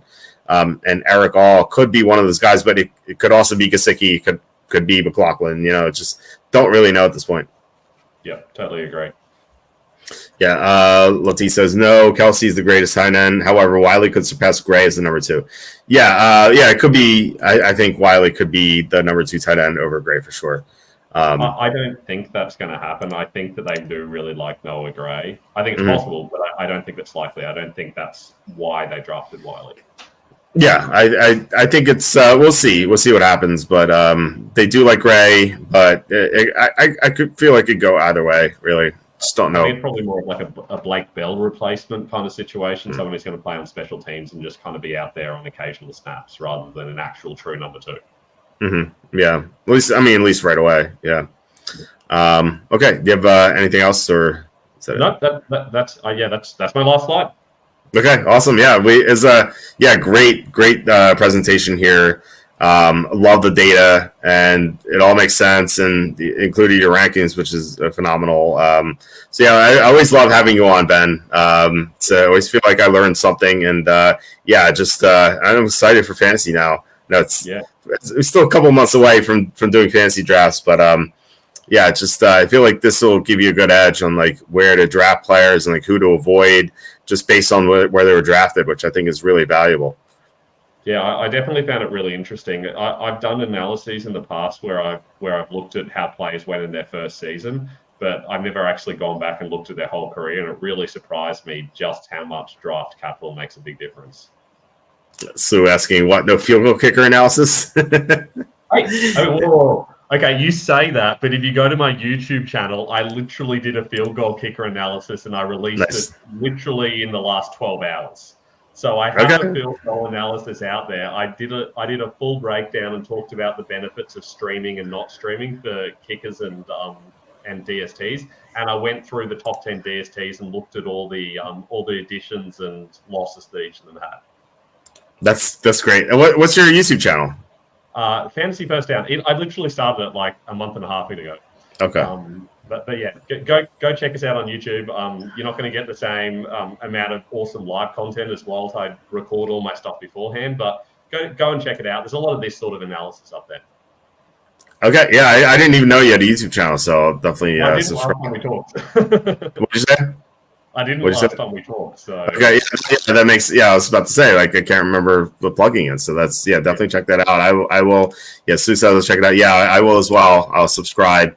Love to Eat asking, is Australia woke? You don't have to answer. I don't know. What do you think? I mean, realistically, I think that every first world nation has a spectrum of people that are going to lean more left and more right, but we tend to have less extremes in Australia on either end than you do in America. Most of our political parties are all pretty central, and they don't lean in either direction particularly heavily. But we definitely have a heavy minority that would fall in that direction. Yeah, I think things have gotten very extreme within the past 10 years. I think 2013, I think, is like the first time I really noticed it. What do you think about Nick Rakita? Who is Nick Rakita? I'm not sure who that is. I don't know. Maybe you have to tell me about him. Not quite sure who he is. Like one of those names that's an acronym of something else, and it's kind of made up, and you have to rearrange the letters to find out what he actually means. Yeah, I googled it. I'm not familiar with this guy, but I mean, if you think I should check him out, I will. Yeah, I haven't heard of him. John says warm Canada. I don't know. That's true or not. I've never been to Canada either, so I can't compare and contrast. So. Okay, yeah, lawyer did crazy stuff. Yeah, I googled this as lawyer. I just never heard of him. The name is familiar. I just don't know who he is though. He kind of looks like my friend Elliot. which is strange. At first, like when I Googled it and he came up, I'm like, oh, it's Elliot. It's not him. But no, I have to look into it. I don't know. I've never heard of him. So I do agree that Australia is pretty much warm Canada. And it is literally warm Canada because it is winter here. And I've been to Canada in summer and I'm in a t-shirt. Like the window's open. I'm basically outside. It's like 20 degrees Celsius, which is, I don't know, 60 something, 70 something Fahrenheit. So yeah, it is literally warm Canada. I think I know the conversion is it's 20 times 9, right? Divided by 5 plus 32, which is 68 degrees. Yeah, 68. 68 degrees was the minimum temperature here yesterday. That was the lowest temperature yesterday in winter. That's incredible. I'm very jealous. It's I guess not too bad in where I am in Philly. It's about like we rarely get anything below like 25. Sometimes it's bad, but I went to the Super Bowl in Minnesota. I stayed with Kenny, and it was I looked at the weather and it said like 0 degrees, and I was like, it was 30 here. I'm like, 0, 30, same thing. So I just like I didn't pack like too warmly, and man, I regretted it. There was a huge difference between 30 and 0. I just didn't realize it. It was so cold there. I was like frozen to death. It was horrible. So I was like, why do people live up here? Like even Philly's like not like it's not bad, but at least you get like all 4 seasons here. It gets really hot in the summer. It gets not too cold, but somewhat cold in the winter. But yeah, Minnesota, it's like, I'm never coming back. In fact, I can't even imagine. We don't even get snow here, so I don't even know. Wow, yeah. So yeah, we live in Australia, just not where I live. I live in Queensland, which is like the northeast. So it's like where the Great Barrier Reef and stuff is. So it's just like beaches and sunny the whole time. Okay. What was I was gonna say? I actually I was thinking about this. I wanted to ask you this question. So this is the last question before we head out. I was like, so when you're teaching or when you're at school, obviously here we have something called summer break. So June, July, August, kids are off from school. Is that the same thing in Australia? Even though it's like it's winter vacation. Like how's that? Like how's this work for you guys? Our years go from February to November. So essentially our school year will start on January 20 and go to like December at 9 or something like that. And then we'll have our 6 weeks off for summer break, but that's during our summer. So like I do have a holiday as a teacher in the next couple of weeks. It'll be 3 weeks, but obviously it's the middle of winter. But yeah, so we do have the same thing. It's just the other way around, which makes it easy for our school year because our big break's at the end of the physical year, and that's also the end of the school year. Okay. Oh yeah, I was thinking about that the other day, and I was like, oh, next time Ben's on, I'll ask him. So you answer my question. All your Australian questions answered here. Exactly. I'll think of some more for next time. Love T says, I heard immigration is hard in Australia. I would imagine so. Cassandra says, I know who Love to Eat means. He's a YouTuber who had some sort of alcoholic meltdown, I think. I've never heard of this person. I'll have to look into it. Instead of beavers, they have kangaroos. It's true. And how big is the NFL in Australia, and what NFL team has the largest fan base in the land down under? So here's another Australian question for you to answer. Yeah, I mean, look, it is big. It's probably the second biggest American, maybe golf.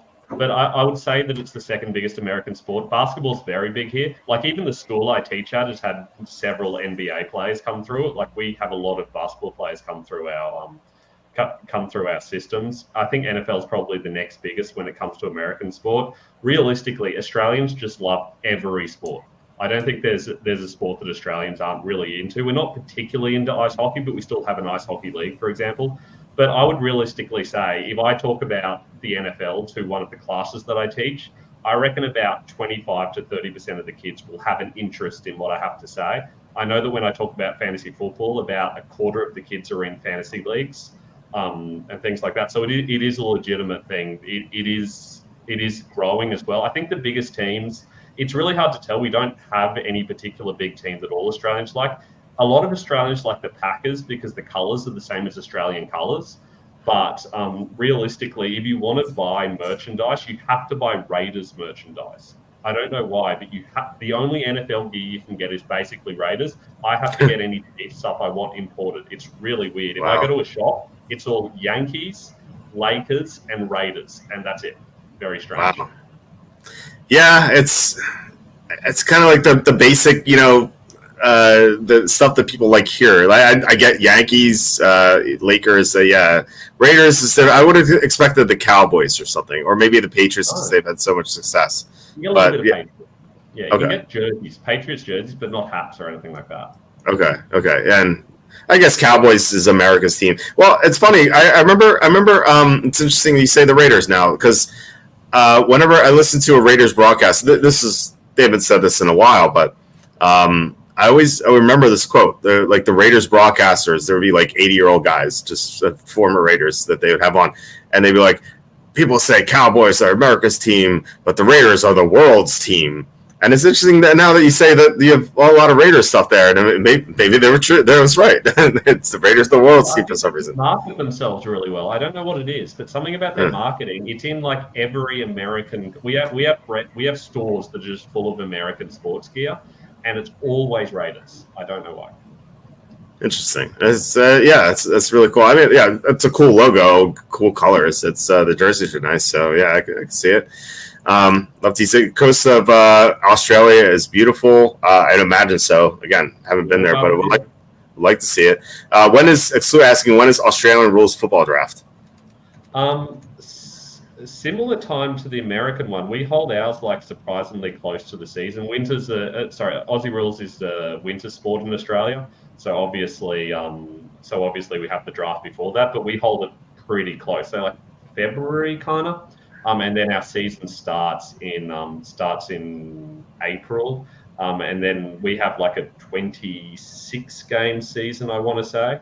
And it's a very different sport. The Australian rules players will run 10, 15, 20 kilometers every week in their games. So it's very much an endurance sport where it takes a similar amount of time to an NFL game, but there's only 4 substitutes and there's 18 players on the field. And the field's like twice as long and twice as wide, and it's an oval. So the whole thing's just more physical like being able to run and breathe and things like that capacity. Okay, it's interesting. Australia will probably host an NFL game next year. I can see it. It'll probably be at like 3 a.m. because Goodell doesn't like people watching, but. Yeah, it'll probably host at like lunchtime or something like that, which would be the same time zone as most of the late window games, I reckon. Okay. Well, what time is it there right now? It's 1:30 a.m. here. 3:30 p.m. where I am. And so it'd be the same as that in most of the main state. It would probably be in Sydney or Melbourne, so they'd be an hour ahead of us because of daylight saving time. But yeah. Okay. It'll be a weird time for sure. But you'll have to beware of the brown snakes and taipans. What that is. I once had a brown snake just appear in my house and eat my bird when I was young. Oh my god. Jeez. We literally got in. It had gone into the cage and eaten the bird, but because it had eaten the bird, it couldn't get out of the cage again. So it was just like half in the cage and half out, but the bird was in it and it couldn't get back out of the cage. Oh my god. That's a legitimate thing. But having said that, I've never been bitten by anything. I don't know anyone who has. Okay. You just don't walk into long grass in Australia. Just no one would ever do that. Wow. Okay. Is hip hop popular in Australia? Yeah. Even in my town, we probably have 7 or 8 hip hop nightclubs, like hip hop specific nightclubs. It's probably the number 1 or number 2 music. Certainly the top American music that we like, I think. I think people like Iggy Azalea and things like that are Australian. We do get some Australian rappers that have some success as well. Okay, we're learning so much about Australia. Sue says Raiders Mike Davis sports a Captain Kangaroo haircut. If you're a 70-year-old man, if you have a Captain Kangaroo haircut, you too can date a 25-year-old. you just need a couple $1 billion, but that's besides the point. John Sanders asking what a question everyone had on their mind. What WTF is a kilometer? Mike says this. No one spells kilometer ER except Americans, and Americans don't use kilometers. So it's a wonky spelling. But yeah, Mike says a 0.6 of a mile. So crazy, but all of our systems are things multiplied by 10. So there's 1,000 meters in a kilometer and 1,000 millimeters in a meter. Call it crazy. I know it's crazy. But if you do miles, it's 5,280 feet. It just makes so much sense. Logical if you're in base 5,286. Makes sense. I know, exactly. Australian brown steak burgers are 30 cents more with cheese. That's true. And 10% off in summer as well. Oh, man. All right. This is great. Great questions. Yeah, think of some more Australian questions you can ask Ben the next time we have him on.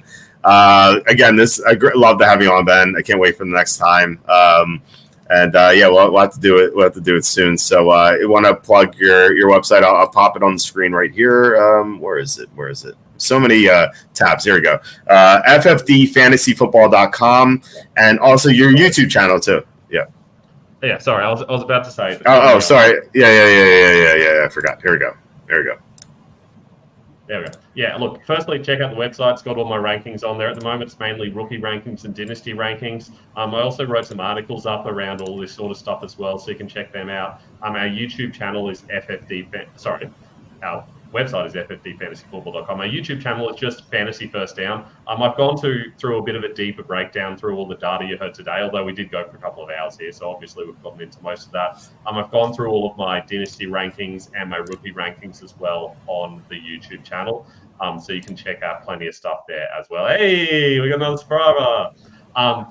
Obviously, you can also hit us up on Instagram at the Fantasy First Down and on Twitter at Fantasy First Down with no O. I will answer all of your fantasy questions and your Australia questions on there as well.